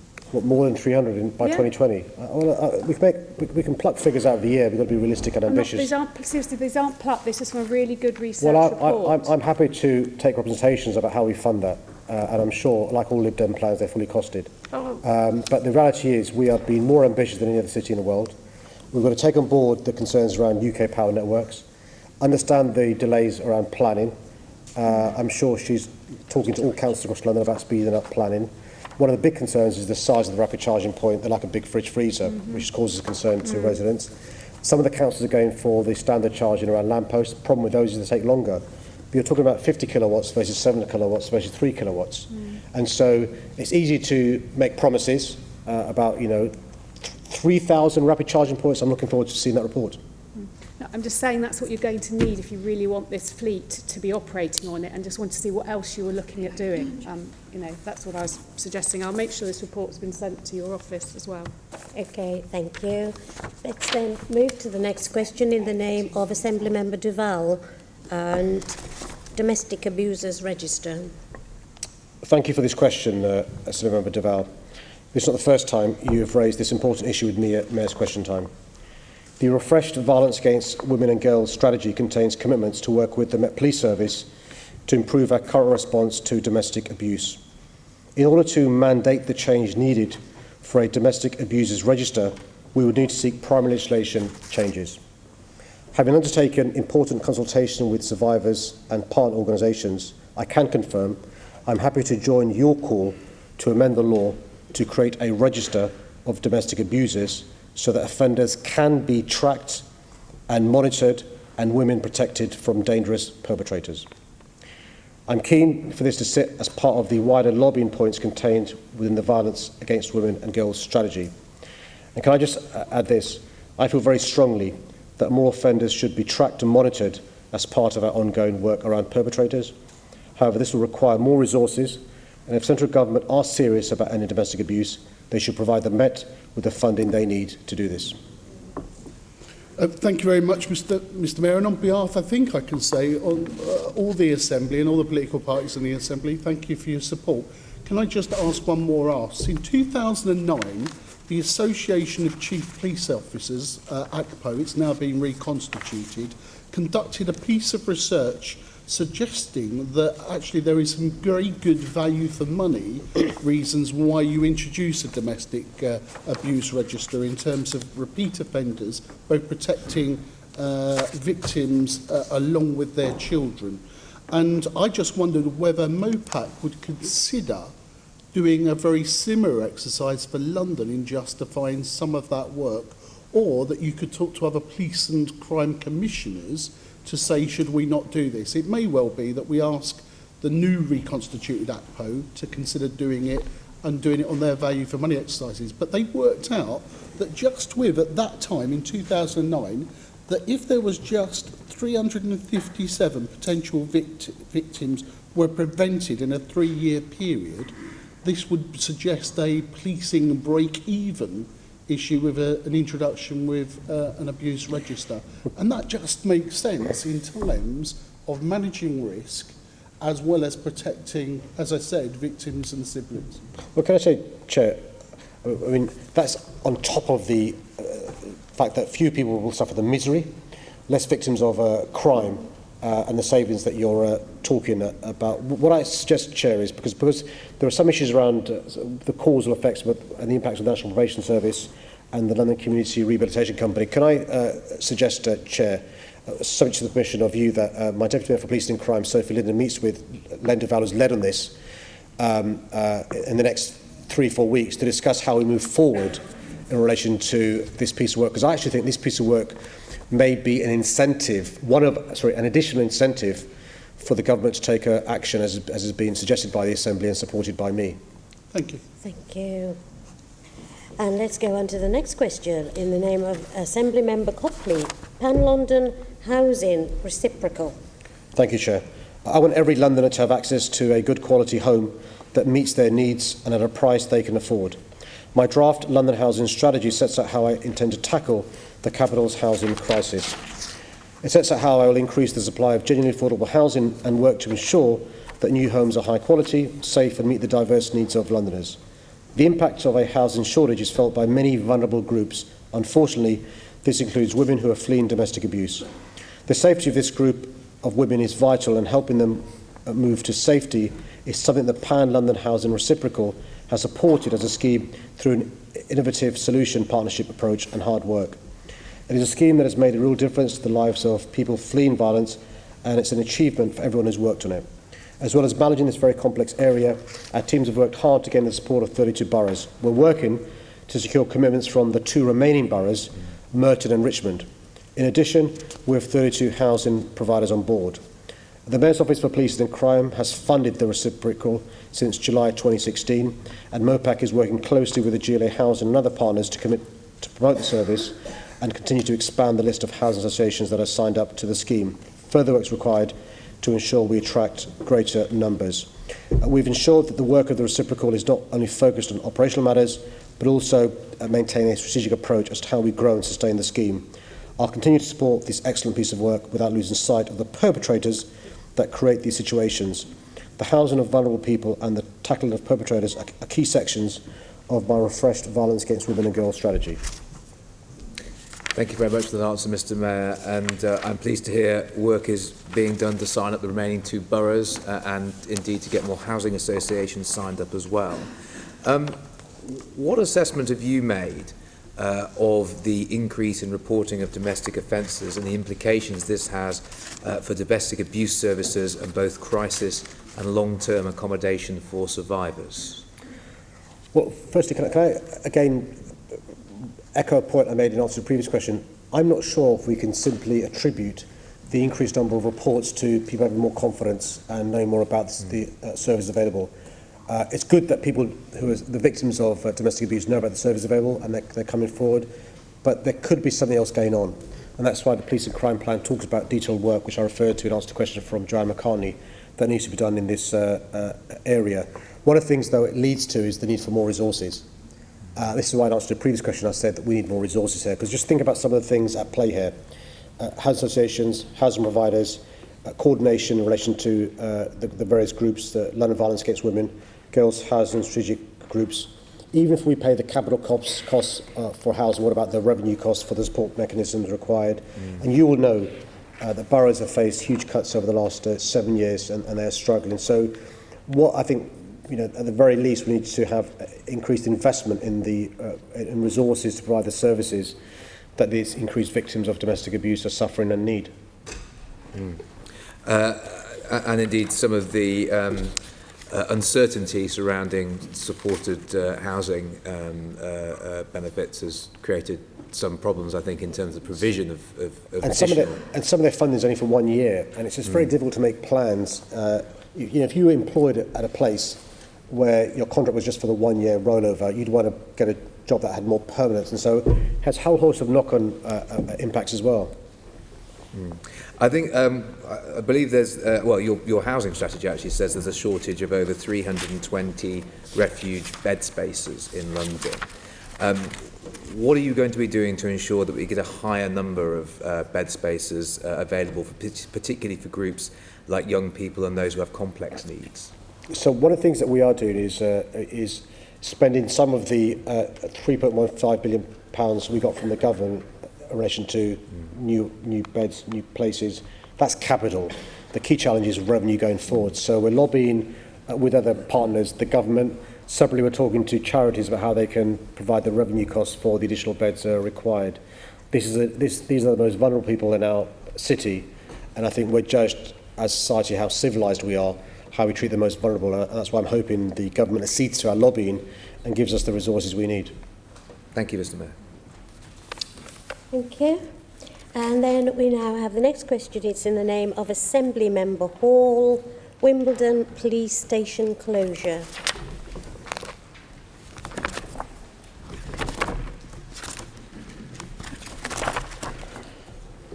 The decision to close Wimbledon Police Station is part of the wider public access strategy, which I've outlined in my response to Assemblymember O'Connell. These are decisions we've been forced to make as a result of the government's lack of proper funding for the Met. I know that the decision to close Wimbledon Police Station and move the 24/7 front counter and emergency response team to Mitcham has been of concern to some local people. As part of the consultation, we received responses from local residents, and Deputy Mayor Sophie Linden attended the public meeting alongside the Borough Commander. The Met Police and MOPAC have taken all of these views into account as the plans were finalised. However, there was no specific evidence provided, issues raised or proposals made that would allow the Met Police and MOPAC to change the plans while also meeting the need to make savings across the MPS estate as required due to government cuts and make sure capital receipts were as high as possible. Moreover, there was no specific operational issue raised which was considered significant by the Met operational leaders. In fact, their view is that moving the facilities will have no operational impact on policing in the borough. There is a concern that by closing police stations, police presence will reduce and so will response times. I want to take this opportunity to address this. Throughout this strategy, we prioritise the reassurance and active policing offered by police officers over buildings. They can be in more places around their communities and provide that all-important police presence. Dedicated ward officers will contribute to this by providing visible policing and delivering engagement and problem-solving specific to the area and the community they police. In terms of response times, although police officers have specific stations where they start and finish their shifts, they spend most of their time out and about in vehicles. More often than not, they respond to incidents from the location of the previous incident they attended or where they are patrolling. They do not return to base after an incident. The advice is that response times will not be affected by police station closures. I appreciate, Chair, the symbolic value Wimbledon Police Station has for local residents. However, unfortunately, the government cuts mean our decision cannot be based on this alone. Ultimately, by selling Wimbledon, we'll save around £440,000 in running costs every year, equal to 8 officers, and secure an estimated capital receipt of £6.75 million. This is money we can then invest back into frontline policing to improve the service to Londoners. Closing Mitcham instead would not be a sensible option. It is a smaller site that allows us to make better use of the Met estate and would have resulted in much lower revenue savings, meaning we'd have to lose more officers. The public access strategy states that there was no specific proposal set out by respondents that also met the savings target. Do you actually think that it's possible for respondents to make such a proposal based on the information that was provided in this consultation? I think, Chair, what the Met Police and MOPAC have to do is to make sure that the savings that are required to be made can be made. And as I've said, the savings made in relation to revenue costs and selling the estate, the savings were bigger. The capital costs were larger by closing Wimbledon rather than Mitcham. So do you think the public should be required to put in such a detailed proposal, a proposal that's more detailed, in fact, than anything in the strategy itself? Well, there are examples in other parts of London, Dagenham being one, Bexley Heath being another, where, as a result of representations made and evidence provided, operational leaders were able to change their minds and give different advice. And I think that wasn't the case in this case. Well, in the response in the strategy, you say that public confidence would be damaged in Barking and Dagenham and also Bexley. Are you actually thinking that there would have less impact, therefore, public confidence in Wimbledon? Well, as I've explained, Chair, in Dagenham, the operational leaders' advice was different to the advice from operational leaders here in Wimbledon and Merton. And that's one of the factors. The advice from the operational leaders is also a factor as well. And as I've said in my answer, which I'm happy to read out again, the operational leaders thought there was no difference. Do you think the actual criteria within the document is clear enough to give people positive actions that they can do in order to fight this particular closure? Well, sometimes there are things outside the control of residents. That real estate in Wimbledon is worth more than real estate in Mitcham. The police station in Wimbledon is bigger than the police station in Mitcham. So those things are outside clearly the residents' control. What should reassure the residents is the advice from the operational leaders, which is the response time will be the same. The police aren't like the fire service. When there's a fire engine and the firefighters go back to the fire station. The police are different. When there's an incident, they often go from incident 1 to incident 2 and incident 3. They don't go back to base. So the response time concern the residents have hopefully has been alleviated by that reassurance given by the operational leaders. The trouble is, Mayor, you're just not listening to your residents. 4,386 signed a very good petition put forward by their excellent MP, Stephen Hammond, which says that this particular police station is very well located near the town centre, by a huge nighttime economy, a large transport hub. We also know the amount of people it brings in for the Wimbledon Championships. Also, looking at your statistics, Wimbledon Police Station has 2.6 crimes a day on average reported, whereas Mitcham only has 0.7. So they found as many reasons as they could, other than the fact that they also felt that public confidence would be reduced. And yet, for some unknown reason, you've saved the other two, but you haven't saved Wimbledon. There's no clear reasons as to why not. Well, sorry, the reason we're having to close Wimbledon is because of cuts made by your government. Yes, so you say. But the thing is, as I said right in the first question to you, do you expect the public to do a detailed proposal as to how they can save money somewhere else?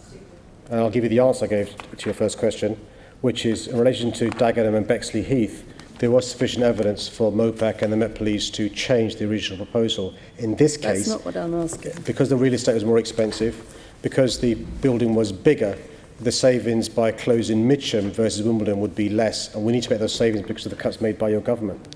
We want efficiency from our police service. It would be better to keep a particular police station and find the funding elsewhere, then in some instances, surely that would be better. We get straight back to the efficiency and resources issue. You've got to use things in the proper way. Well, can I just say this, Chair, because there's a question I think that's been asked of me.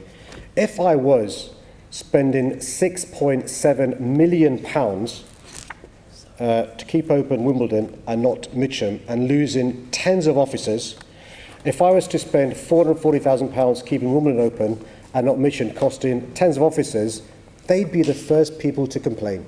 If you were to use your resources properly, Mayor, then we wouldn't complain. Well, can I just remind the Assembly this, Chair? The previous Mayor closed down 79 police stations front counters. As a consequence of what? Conservative central government cuts. I'm sorry, I've got to close down 30-plus front counters and police stations again for the same reason. Why don't join me in lobbying your government? They're playing hard and loose with the safety of Londoners. They're taking a risk with our city's safety. We're at the tipping point, and you're playing party politics with Londoners' safety. Oh, that's rich coming from you, Mr. Mayor. Let's go to the next question in the name of Assembly Member Whittle. Can't believe. Hate crime. Isn't it? Thank you for your question. It would be disappointing, to say the least, if a London Assembly member was underplaying the seriousness of hate crime in London. The priorities in the police and crime plan were chosen because they are the issues that Londoners told us were important to them. But I agree that policing is in a precarious position. The government is threatening a further £400 million reduction to the Met's budget on top of a huge £600 million already saved. However, it's important to understand that the Met will, as they always have, prioritise resources and responses to incidents based on a thorough assessment of the threat, risk and harm to the victim and the wider community. The 900 officers you mentioned are community safety officers, and every London borough has a community safety unit. These officers have responsibility for investigating domestic abuse, serious sexual offences, maintaining a register of missing persons, forced marriage, hate crime and other forms of high-risk crime. It is absolutely right that we prioritise and put appropriate resources into those cases where people are vulnerable or at significant risk, and give the public the confidence that the police are taking these crimes seriously. When developing the police and crime plan, we consulted extensively with partners, stakeholders and Londoners to determine what our policing priorities should be, and 85% of those who responded said that our priorities are absolutely right. Hate crime is an attack on someone simply because of who they are, whether it's targeted at a person's disability, skin colour, sexual orientation or religion. It is a deeply personal attack. Hate crimes are often repeated and escalate in severity. We've seen some horrific cases in London and the UK in recent years, and it is still rising. Thank you, Mr. Mayor. Can you just clarify one thing? There was a statement put out by the Met in which it said that 900 specialist members of staff dedicated to hate crime and domestic abuse. But then I read a tweet saying that it was 900 purely for hate crime. Do you know which it is? It's the former. So basically, the 900 police officers are at the community safety unit that I've referred to, and I've set out, just giving you 5 examples of the stuff they do. Hate crime is one of the things that they deal with and have responsibility for. I see. So basically, because they're quite different things, so out of that 900, how many would be devoted to hate crime? No, a police officer does more than one thing, more than one crime at a time. So there are, across London, 900 officers in community safety units, and they cover a whole range of offences, including hate crime. Okay. Out of that 900, is there a proportion of them that would be part of the online hate crime hub that you created? No, that's a separate unit. I think there are 5 in the online hate crime, but I'm not sure the exact, but I think there's 5. 5? I think so, yeah. 5 doing that. I've tried with the recent plenary with the Commissioner to get some sort of breakdown of the figures of hate crime. It's proving quite difficult, at least it's taken a long time. Do you have those sort of figures at your disposal that I could have, that basically which describes how much is online, how much is comment, how much is physical attack, what have you? I'm sure we have those figures. It's proving very difficult to get that. Well, can I undertake, Chair, to go away and bring back to the Member Whittle, I'm happy to copy and others, what the figures are for hate crime. Happy to do that. I see nodding heads, so I'll circulate to the entire Assembly. Okay, thank you. You mentioned a bit earlier, I was very interested to hear that you mentioned that it was early days, as you put it, but you were working on misogyny becoming a hate crime. That's not what I said, to be fair, Chair.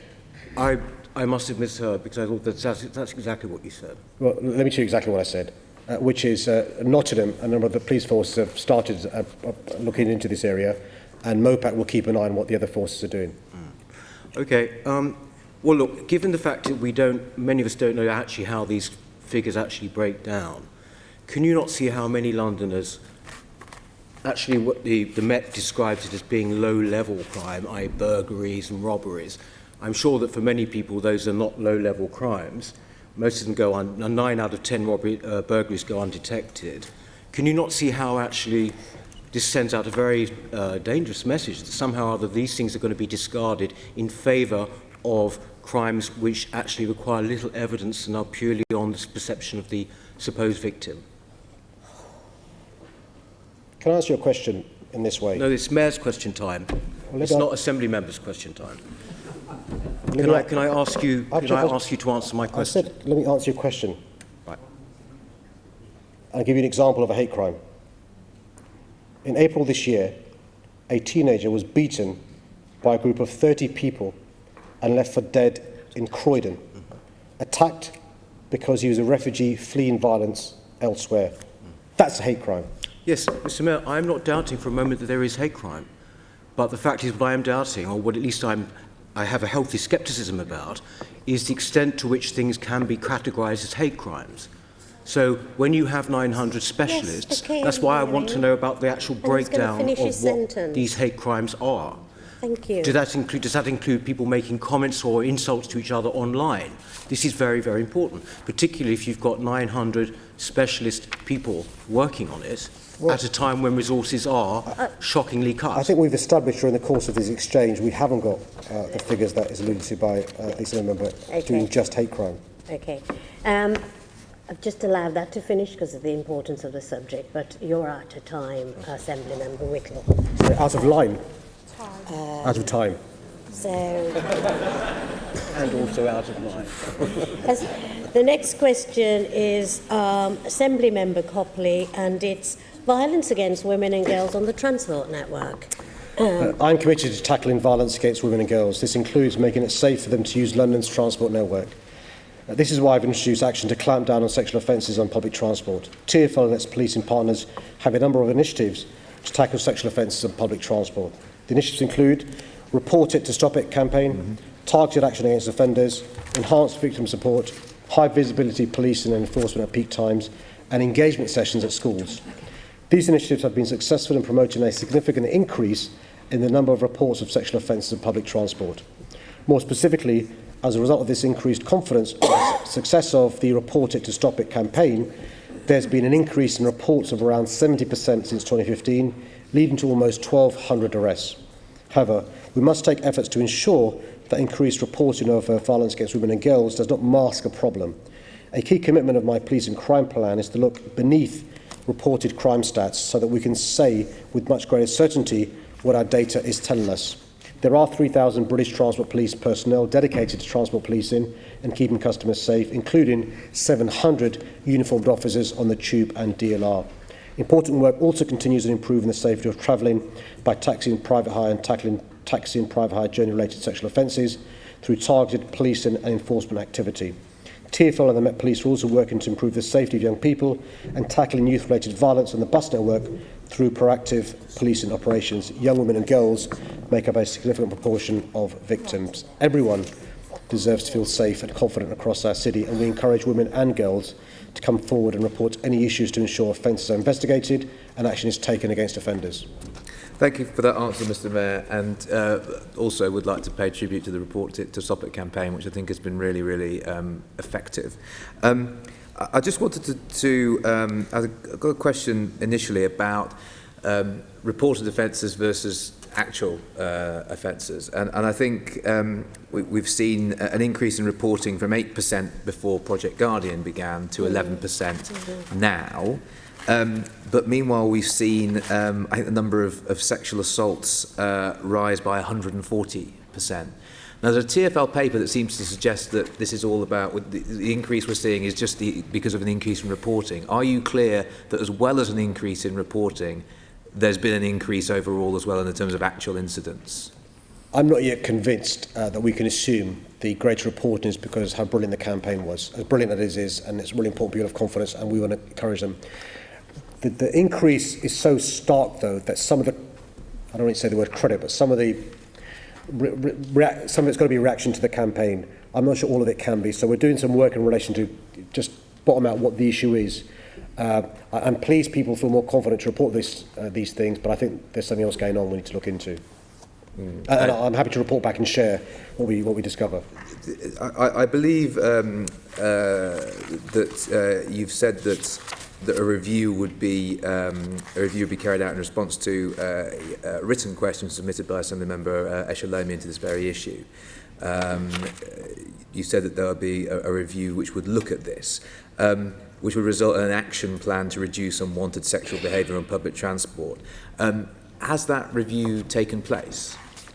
There's two separate things taking place. Do you mean the commitment after the plenary? Yes. So the report was completed and has been published recently in the Security Journal.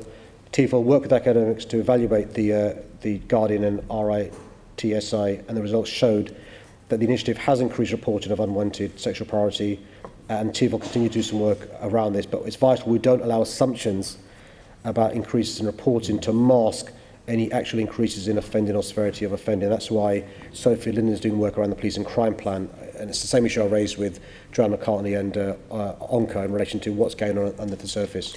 You said that the reports are going up. Did it show that crimes are going up as well? Well, on face value, yes, but is that because crimes are going up because the figures for the crimes going up are because more are reported?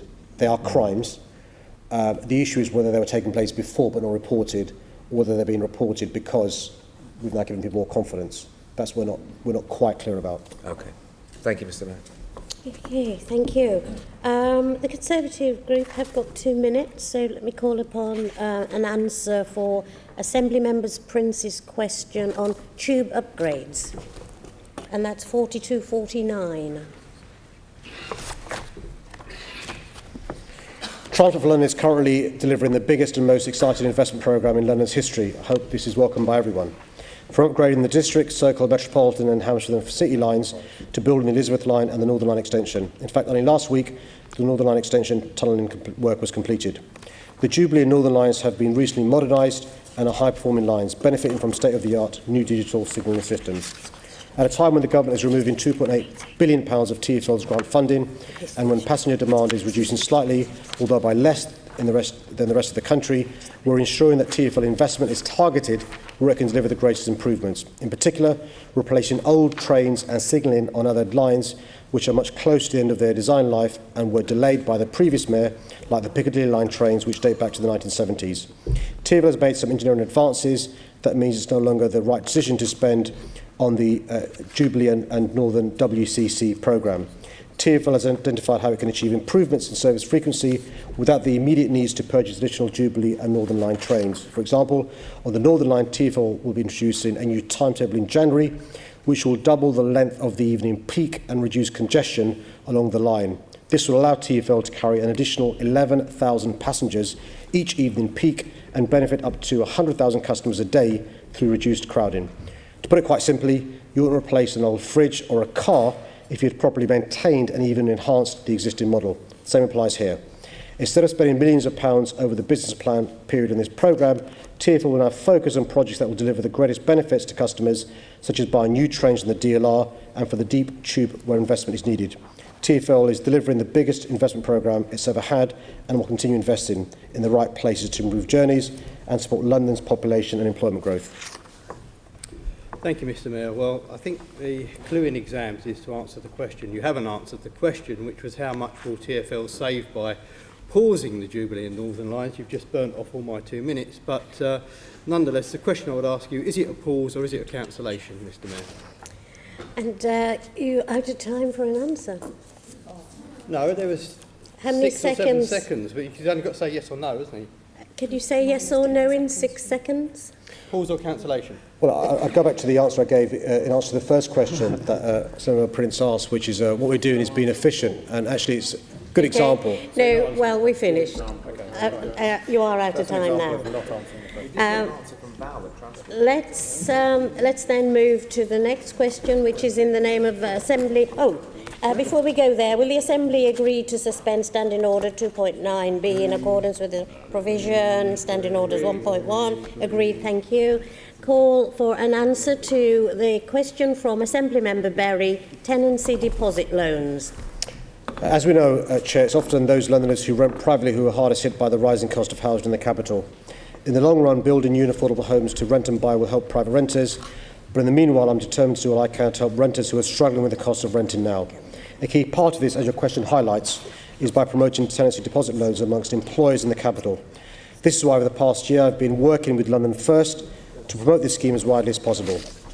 I've written to employers encouraging them to sign up, and I welcome the fact that 28 major London employers have so far agreed to offer tenancy deposit loans to staff. These employers include Heathrow Airport, Westfield and Morgan Stanley, as well as the entire GLA group. Over 107,000 Londoners are now covered by the scheme. I want to go further in driving up this scheme take-up, and so I'll look at whether we can include tenancy deposit loans in my forthcoming Good Work standard. This standard will support businesses across London to adopt good employment practices. My team are now analysing the responses to the call for evidence and will provide me with advice on what actions and resources are needed to take this forward. In the meantime, I will continue to encourage key partners such as local authorities and housing associations to introduce tenancy deposit loans. Okay, thank you very much, Mr. Mayor. As a private renter for more than 20 years, I can't tell you the difference these kinds of loans would have made to me over the years. So I'm very, very pleased you've championed the initiative here in the GLA. As I asked for, I think more or less one of the first things I asked for when I came here, and also that you're working to encourage businesses to do the tenancy deposit loans as well. So I want to check a couple of things. Are all the other GLA functional bodies, such as London Fire Brigade, Metropolitan Police, TfL, are they now all offering tenancy deposit loans to their employees? I think so, yeah. And if that's not the case, I'll write to you, but I think that is the case. And do you know how many GLA Group staff members have used the tenancy deposit loans? Sorry, I can actually answer that. So the GLA, MOPAC, Met Police, TfL, LFIPA, LLDC, OPDC have all signed up to provide the loans. I've not got the figures of how many taken up, but I can write you on that. Okay, that'd be we must know. That'd be really useful. Thank you. You mentioned the London First campaign. That's the 50,000 homes campaign. They started out with a target of 500,000 employees to be covered by companies providing these loans by the end of this year. You've said just now, that's the latest figure from them as well, that over 107,000 employees have access to the loans. So we are behind. Do you know what might be leading us to drift behind this target? What kinds of employers are finding it difficult to sign up, or is it a case of making more effort to tell them? I think we've got to persuade employers why it's the right thing to do. If you remember, 10, 15 years ago, there's discussion about season ticket loans, and a good employer was providing loans to their staff. We've got to move things on in relation to tenancy deposit, also childcare. And so one of the things I'm hoping the Good Work standard we're working on will do is have a compact where good employers will have a package of measures to help their staff be able to survive in London. I'm not quite clear why the progress London First has made has not been from 107 to 500,000, but I'm optimistic we can get more people in via the Good Work standard as well. Okay, that sounds really positive. Another question about deposits. In your draft housing strategy, you talk about the idea of private renters being able to passport their deposits. Can you tell us more about how this would work and what you will be doing? Well, the idea is to, so if you as a tenant are giving your deposit to landlord A and you move to another property where there's a landlord B, question, can you passport over the deposit from A to B?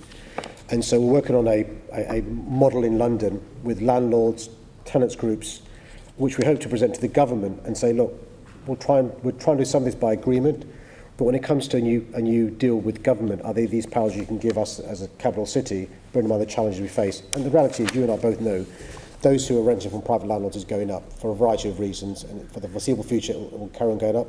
So can we improve security of tenure, the rents you pay not going up every year, but also when you have to go from property A to B, not being lumbered with the delay getting rent back, deposit back here, and having a delay giving that deposit to the next landlord? Can it be swift pass over? Yeah, again, that would have made a huge difference to me.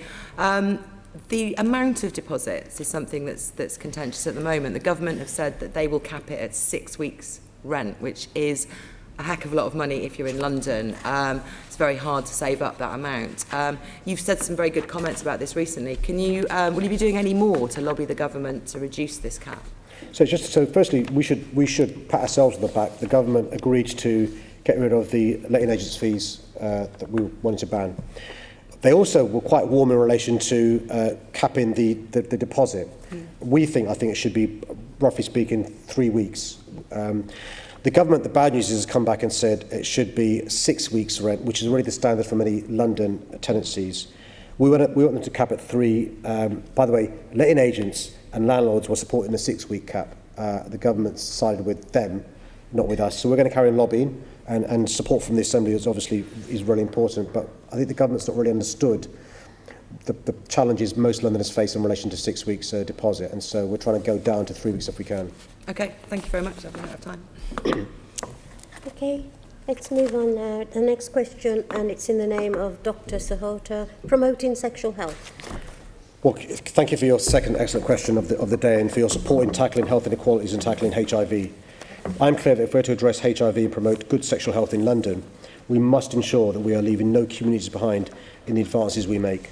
London has seen groundbreaking reductions in new HIV diagnosis in gay and bisexual men, and reductions in some sexually transmitted infections. I thank colleagues across London who've made this happen, including many in this chamber today. What we must now do is redouble our efforts to focus on all groups and communities that are at risk of HIV and poor sexual health, and this absolutely includes women at risk. Public Health England stats indicate that in 2016, a third of new HIV diagnoses in London were in women. Trans women also continue to be at increased risk of HIV, and women, including young women, remain at risk of sexually transmitted infections. We must be clear what works for women, where women want to access HIV and sexual health prevention. In regards to HIV, if we're to tackle new HIV diagnosis in London, it's vital that all communities at risk of HIV, including women, are supported to access HIV combination prevention and HIV testing. This Saturday sees the launch of National HIV Testing Week, and World AIDS Day falls on 1st of December. We are hosting an event here at City Hall on World AIDS Day to launch a new exhibition focusing on the lives of individuals living with HIV. I hope that during this time all Londoners will be thinking, talking and taking action on HIV and sexual health. Well, thank you, Mr. Mayor, for that. It's good news on the HIV, but on STIs, which is sexually transmitted disease right across the board, London is bucking the national trend. It's gone down in the rest of the country, but it's gone up by 2% in London. And on top of that, London is faced with a £70 million cut right in the public health budget. So we have a cut in the health budget, infections going up, and we've also had a loss of a strategic health authority across London. So healthcare in London, and particularly public health, is all fragmented. Given these pressures, do you think that the Do It London campaign, which is very specifically focused on the HIV, right, and have been discussed whether they should be extended to look at testing for all SITs right across London? Well, can I say this is a really good example. We as an Assembly should pay tribute to London councils. And the Do It campaign is a local authority-funded campaign. And I want to thank the campaign and thank councils and those involved in it for the excellent work it's doing. The autumn-winter part of the Do It campaign is actually focusing on STIs as well as HIV. I suspect your lobbying behind the scenes may have led to some of this happening. But I think that the Do It campaign has been a huge success, and I congratulate them and commend them for taking on board your advice in relation to trying to do some work around STIs as well. I say this, London's population is quite young, and some of the lifestyles, obviously people lead, we know we were young once as well, can lead to people suffering the unintended consequences of that lifestyle. It's really important people practice safe sex, and what we don't want to see is the increase in STIs that you're talking about getting worse. We want it to plateau out and then go down. Yeah, I mean, you're absolutely right. That it is the young, right, who are being affected from the age of 15 to 27. 37% of the infections are in that age group. And of course, women are 7 times more likely to get those STIs than men, right? But having said that, do you think there's a role for City Hall to be running a London-wide campaign in bringing this issue to the attention of these people, and particularly risk groups? Well, one of the good pieces of news here from the government is they're committed from 2019 relationship education in primary, secondary schools, and relationships and sex education in secondary schools will be compulsory in all schools. Why does that matter? This means all schools will be required to teach our young people high quality, up-to-date information that they need to make informed decisions about their own sexual health and relationships. And this is a huge, huge step forward. When you look at the reasons why there's a higher propensity amongst girls and young women than there are amongst boys and young men of the STIs you're talking about. What we must now ensure is that relationship and sex education includes much needed information on STIs, HIV, and other information young people, all young people, including the LGBT plus community, need to protect themselves from STIs. And I'll be keeping an eye on this and exploring, as compulsory RSC comes into force, whether there's a role for me to add value to the work that they're doing. Great. Thank you, Mr. Mayor. Thank you for all the hard work you do in pushing up health issues in a higher priority than the previous Mayor. Thank you. Okay. Next question is in the name of Assembly Member Dismore, night buses. Thank you for your question. I recognise that night buses play a crucial role in supporting all aspects of London's nighttime economy, including providing an affordable service for night workers. The night bus network extends across the whole city, operating 7 days a week. Over half of all journeys made on night buses are for commuting. London's bus network is affordable. As part of this, I've delivered on my commitment to freeze all TfL fares and launched the Hopper fare in 2016, which will be extended to allow multiple bus transfers in 2018. Night tube services are of course priced off-peak, but the night bus network does offer a viable, affordable alternative for low-paid night workers. Following the launch of Night Tube, we introduced additional bus services to help passengers start or finish their journeys and provide new travel opportunities to and from suburban local centres. These were introduced to complement each stage of Night Tube.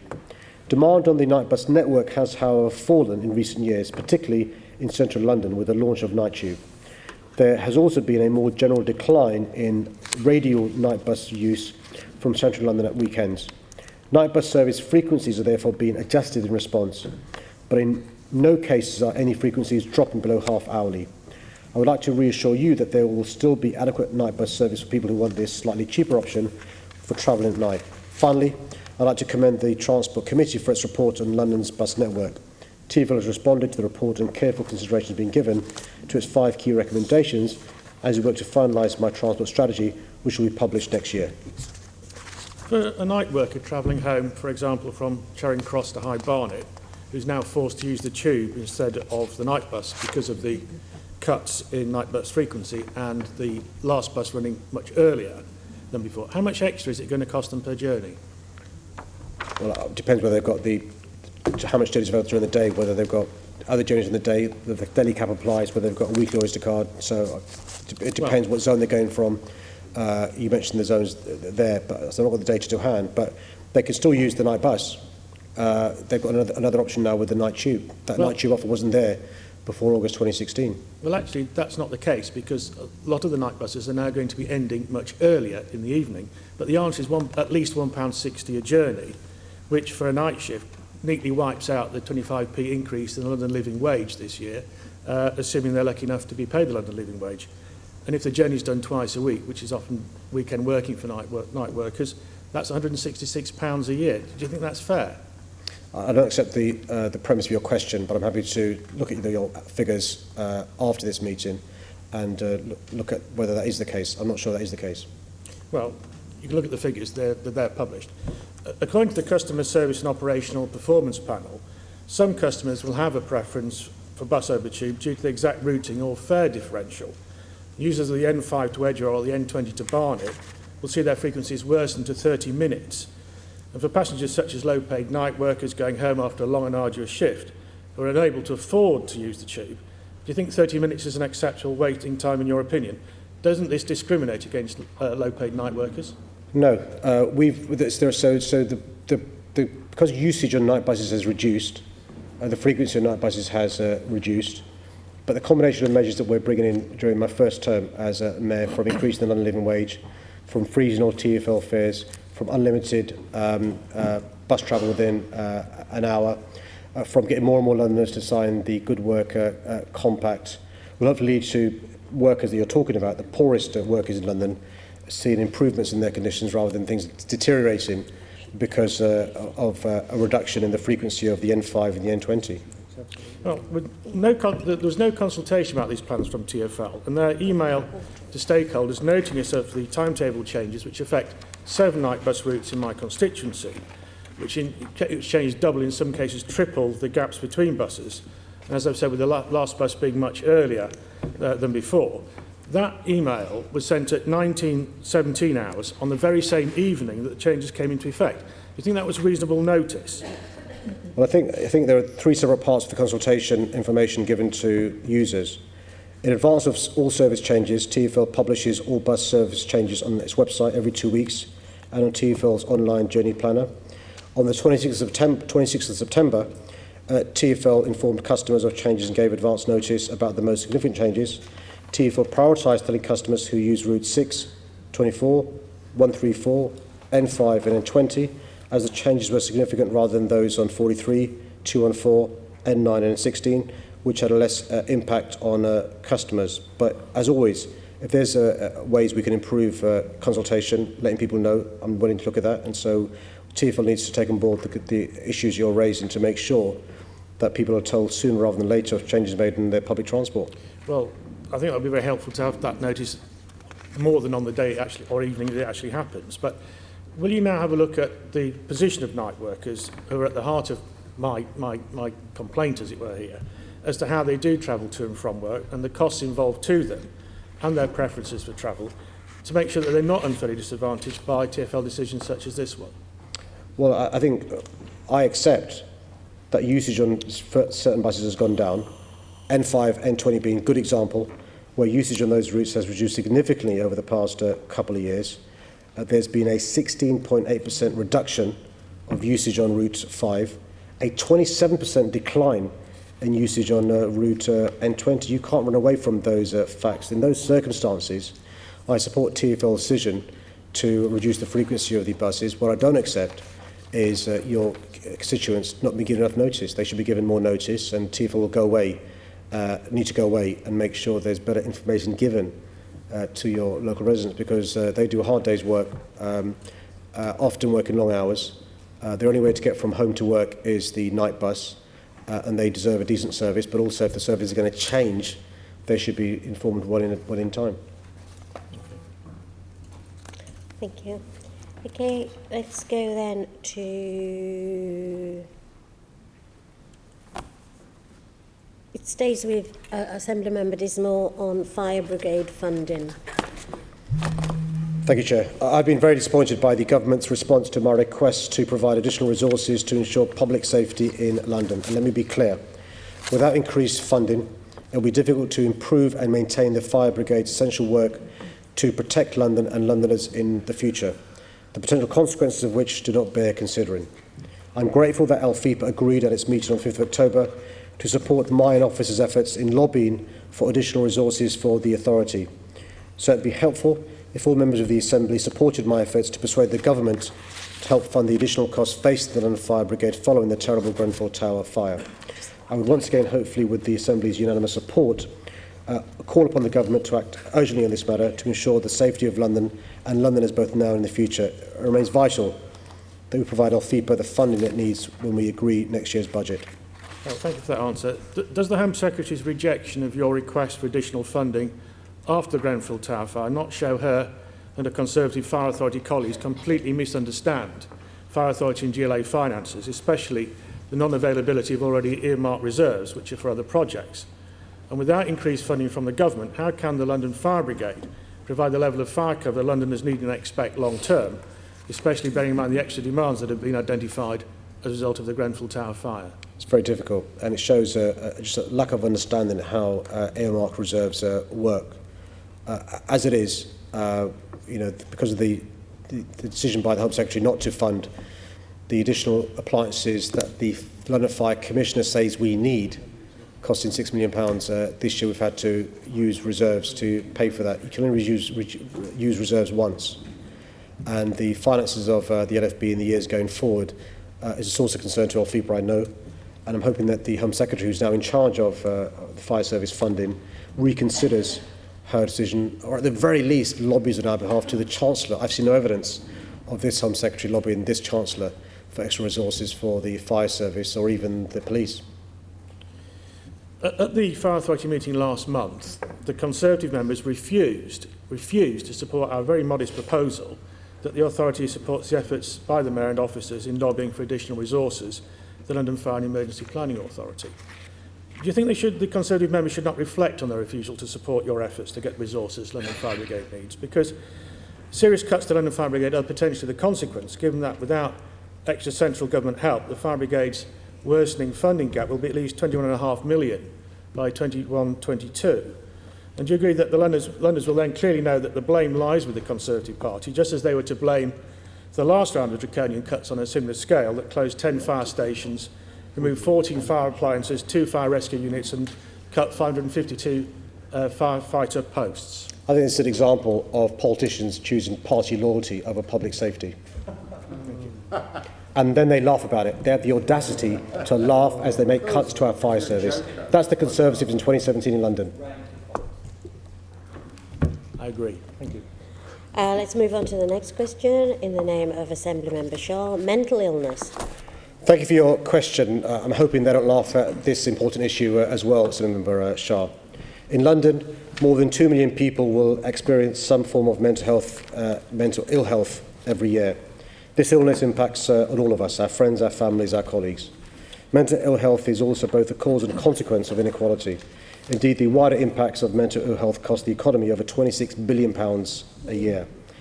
That is why Thrive London, which I launched in July 2017, aspires for London to be a city that is free from mental health stigma and discrimination, and we are committed to working with our partners to make this a reality. Over the summer, we launched the Are We OK London campaign, where posters appeared at around 200 London Underground stations in order to have an open conversation with Londoners about mental health. Over 100,000 people interacted with it over the summer. We've also been targeting boroughs and areas which are at highest risk of mental ill health and running community workshops with these boroughs to see how we can best support local communities to improve mental health and well-being. We've been running problem-solving booths in boroughs across London to encourage people to think about their mental health and that of others. This enables Londoners to recognise that it's not necessary to reach crisis point before asking for help. Recently, Thrive London has commissioned a piece of participatory research to look at how Londoners' experience of mental health stigma and discrimination intersects with other forms of discrimination. And in addition, we're working with faith organisations and young people to understand more about how mental health intersects with young people's religious beliefs. And can I just end with this? Mental health is a key section of my draft health inequality strategy, which is currently out for consultation. One of my key objectives is to break down the stigma that surrounds mental health so that Londoners, including members of the South Asian community's diaspora, feel comfortable to talk about it and feel able to ask for help. Thank you, Mr. Mayor. I welcome your strategy and issue about addressing the issue of stigma. I have a question here from a service user of ECTA, which is an Asian community group associated with Harrow Mind. Mr. Suresh Patel, the service user, wants to ask you what can be done to promote social inclusion of the people having mental health difficulties in the South Asian communities where stigma is profound? And is there any GLA and other funding available to promote social inclusion of service users to prevent their isolation and well-being? This is a big issue in certain communities. You mentioned the South Asian community, but in other minority communities as well. There's stigma attached with somebody having mental ill health. And that's why it's crucial that all of us, whether we have mental ill health or have good mental health, talk about this issue to reduce the stigma. For the role I think the royal family have played recently, Prince Harry and Prince William, is really, really encouraging. All of us have a role to play in this area. What I suggest, Navin, is that Thrive London meet with ECTA and you to discuss how, as part of the social integration work Matthew Ryder is doing, as part of the work Dr. Tom Coffey is doing around mental health and the work Joanne's doing, we get more joined upness in relation to the experiences of ECTA, who've got expertise in Harrow and North West London, because I don't pretend the specialists have all the answers here. Sometimes it's service users, through their experiences, can give ideas for how we go forward and address the issue of stigma in some communities. That's very positive, Mr. Mayor. Also, there's a campaign which has been run for about 10 years called Time to Change. Their main sort of ethos is to sort of look at the attitude towards mental health, as well as they're there to sort of look at ending mental health discrimination. They've done some excellent work over the last 10 years, and this is something I would like us to sort of work together collectively to see how we can address this issue even more effectively. Well, can I say, in advance of your question, I went to their website, the Time to Change website, and they're doing really good work. The good news is they've been speaking to Thrive London since its inception. So you can tell Time to Change all the good things Thrive London are doing are thanks to Time to Change. But the ideas they've got are really, really good, from what you can do in communities and schools, talking about mental health, the local hubs. A lot of these ideas Thrive London are taken on board. The vision for Thrive London was a movement. And I think the fact that Time to Change are involved with Thrive London shows that we're realising that vision of a movement across London. Yeah, Mr. Mayor, it's very important to empower both community groups as well as faith groups who are sort of addressing these issues, and they need to be encouraged even more so. So as part of health strategy and overall sort of equality of opportunities, this is something that needs doing very strongly, very effectively, and very quickly. Well, can I just give you my complete support for this? I mean, Senator-Member Cooper and I experienced the good work of the Ones with the Community Empowerment Network in faith communities inside the mosques, gurdwaras, temples, churches, going into the communities to alleviate the stigma and to do some of the good work you're talking about. So you can take it from me as a commitment to use community groups, faith organisations to do some of the work that needs to be done to improve mental well-being in London. Thank you very much. Okay, let's now move to the last question. It's the name of Assembly Member Cooper, private renters and energy efficiency. Thank you for your question. This is something that I've raised in my draft London Environment Strategy and Fuel Poverty Action Plan, and unfortunately, government guidance published last month has done nothing to change this. These minimum energy performance standards are important as much of the worst housing stock in London is in the private sector. This cold and inefficient housing exacerbates health inequalities and leads to health issues ranging from poor mental health to asthma and even to premature death. The introduction of these standards is therefore a missed opportunity, as it means that landlords can exempt themselves from improving a substandard property if there would even be a penny of upfront cost to them. The minimum energy efficiency standards for the private rented sector are inadequate, as they contain far too many exemptions that will allow unscrupulous landlords to continue to rent out homes that are cold and dangerous to health. With 28% of all homes being privately rented in London, up from 15% in 2001, which could rise to 40% by 2025, the exemptions in the minimum energy efficiency standards are a significant loophole. My draft Fuel Poverty Action Plan commits to supporting boroughs in their enforcement duties by developing tools to allow them to better identify the worst homes and by seeking government funding to strengthen enforcement capacity and skills. I've also set up a new private rented sector partnership with London boroughs to better share such information and best practice. I'll also be establishing a high-profile cross-sectoral fuel poverty partnership that brings together key stakeholders from local government, social housing, health, social care, academia, the voluntary sector and the energy sector to support me in delivering my fuel poverty action plan. Well, thank you very much, Mr. Mayor. And obviously you're very aware that there's been this massive growth in the private rented sector, and there's a lot of very poor people who are living in the private rented sector, including families who are working. So it's a very difficult situation, and many of them have children. So to be exempted because of any cost seems completely unreasonable. It's been reported that the average cost would only be £1,400 per landlord. And Tom Copley and I feel that actually having some kind of cost cap where, you know, landlords had definitely to put their hand in their own pocket for up to, let's say, no more than £5,000. Would you support that kind of approach of speaking to government and saying, you know, landlords should be paying for this? Because after all, they do continue to receive rent. I learned early doors, it's always good to agree with Leonie and Tom. But we are going to support your lobbying attempts to the government. You'll have seen that we've included in the draft London Environment Strategy the concerns you've addressed to be addressed. So I'm happy to join you in lobbying the government to review the standard to remove the exemptions, increase the number of properties treated and introduce an appropriate cap on landlord investment. I know that's one of the things you and Tom have been feel very strongly about.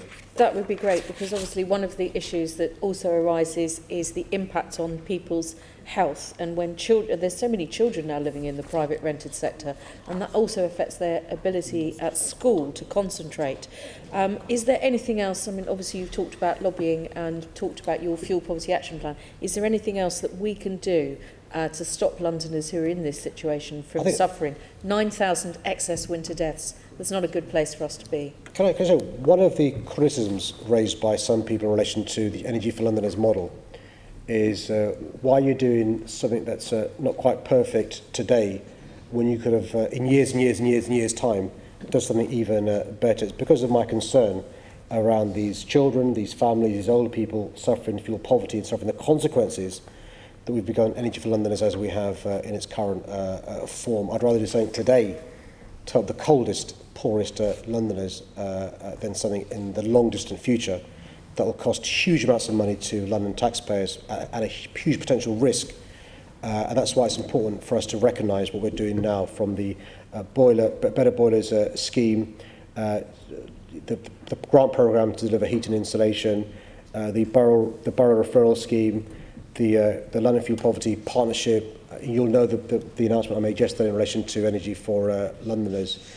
We need to take urgent action to address these issues. So I don't apologise for doing things sooner rather than later. And some people criticise that, but I think it's important to recognise we need to address fuel poverty today. I think I detect, Mr. Mayor, that you agree with me that time is of the essence here and that we really need to address the needs of Londoners. Absolutely. Thank you very much. Okay, thank you. Well, questions not asked during Mayor's question time will be given a written response by Tuesday, 21st November. Mr. Mayor, thank you for your answers to the session of MQT. I'd also like to acknowledge the staying power of the students in the chamber. Well done, you. And I hope we've written the essays and the papers that you're working on. Part B, can I ask the Assembly to agree the motion which is set out on the agenda in my name, which is that the Assembly notes the answers to the questions asked? Agreed? Agreed. Just a couple of things about item 5, date of next meeting. In accordance with section 100B of the Local Government Act 1972, I am admitting to the agenda an item of urgent business, namely to agree changes to the Assembly's schedule of meetings. These issues have risen since the agenda has been printed, and this is the Assembly's last opportunity to agree the changes before the meetings themselves. Firstly, can I ask the Assembly to agree to reschedule the 7th December 2017 plenary Assembly meeting to 11 a.m. on 21st December, and to agree to use the meeting principally to hold a question and answer session with the Mayor on policing in London. Agreed. Thank you. That's agreed. Secondly, can I ask the Assembly to agree to reschedule the start date of the Assembly's Mayor's Question Time meeting on 14th December to 2 p.m, and to agree to reschedule the GLA Oversight Committee's meeting start time to 10 a.m. that day. Is that agreed? Agreed. Agreed. Sorry? Assembly Member Buff was indicating. It's agreed. Was it about the issue that I've just gone through? Do you have a comment to make after it's been agreed? Only to say that as this was, as I understand it, this rescheduling was because the Mayor, after initially agreeing that he could come to that meeting, said that he then couldn't. I'm just hoping that the Mayor is serious about, as this Assembly has voted for in the past, serious about next year when all the strategies come up, that he himself will be attending to address those strategies. I just get the impression that the Mayor's not terribly serious about coming to talk to us about these issues. And I want to make sure that he will be attending those strategy meetings. I can say in my discussions with the Mayor, that's not my impression. That's all I can do to answer you as being part of that discussion. And so these have arisen and we've dealt with them. And the dates there, we're now looking to formalise about the strategy. There's good working relationship going on to get that sorted. So we're under the impression that the Mayor will be at those strategy meetings. If he's required to be there, that's my understanding, he will be there. Thank you, Chair. Right. Item 6, just to remind members that there's a briefing for you on the very important and vexed business of business rates, and that'll be in Committee Room 2 now. Okay, see you down there. Meeting's over. GLA Chamber Sound. GLA Chamber Sound. GLA Chamber Sound. GLA Chamber Sound. GLA Chamber Sound.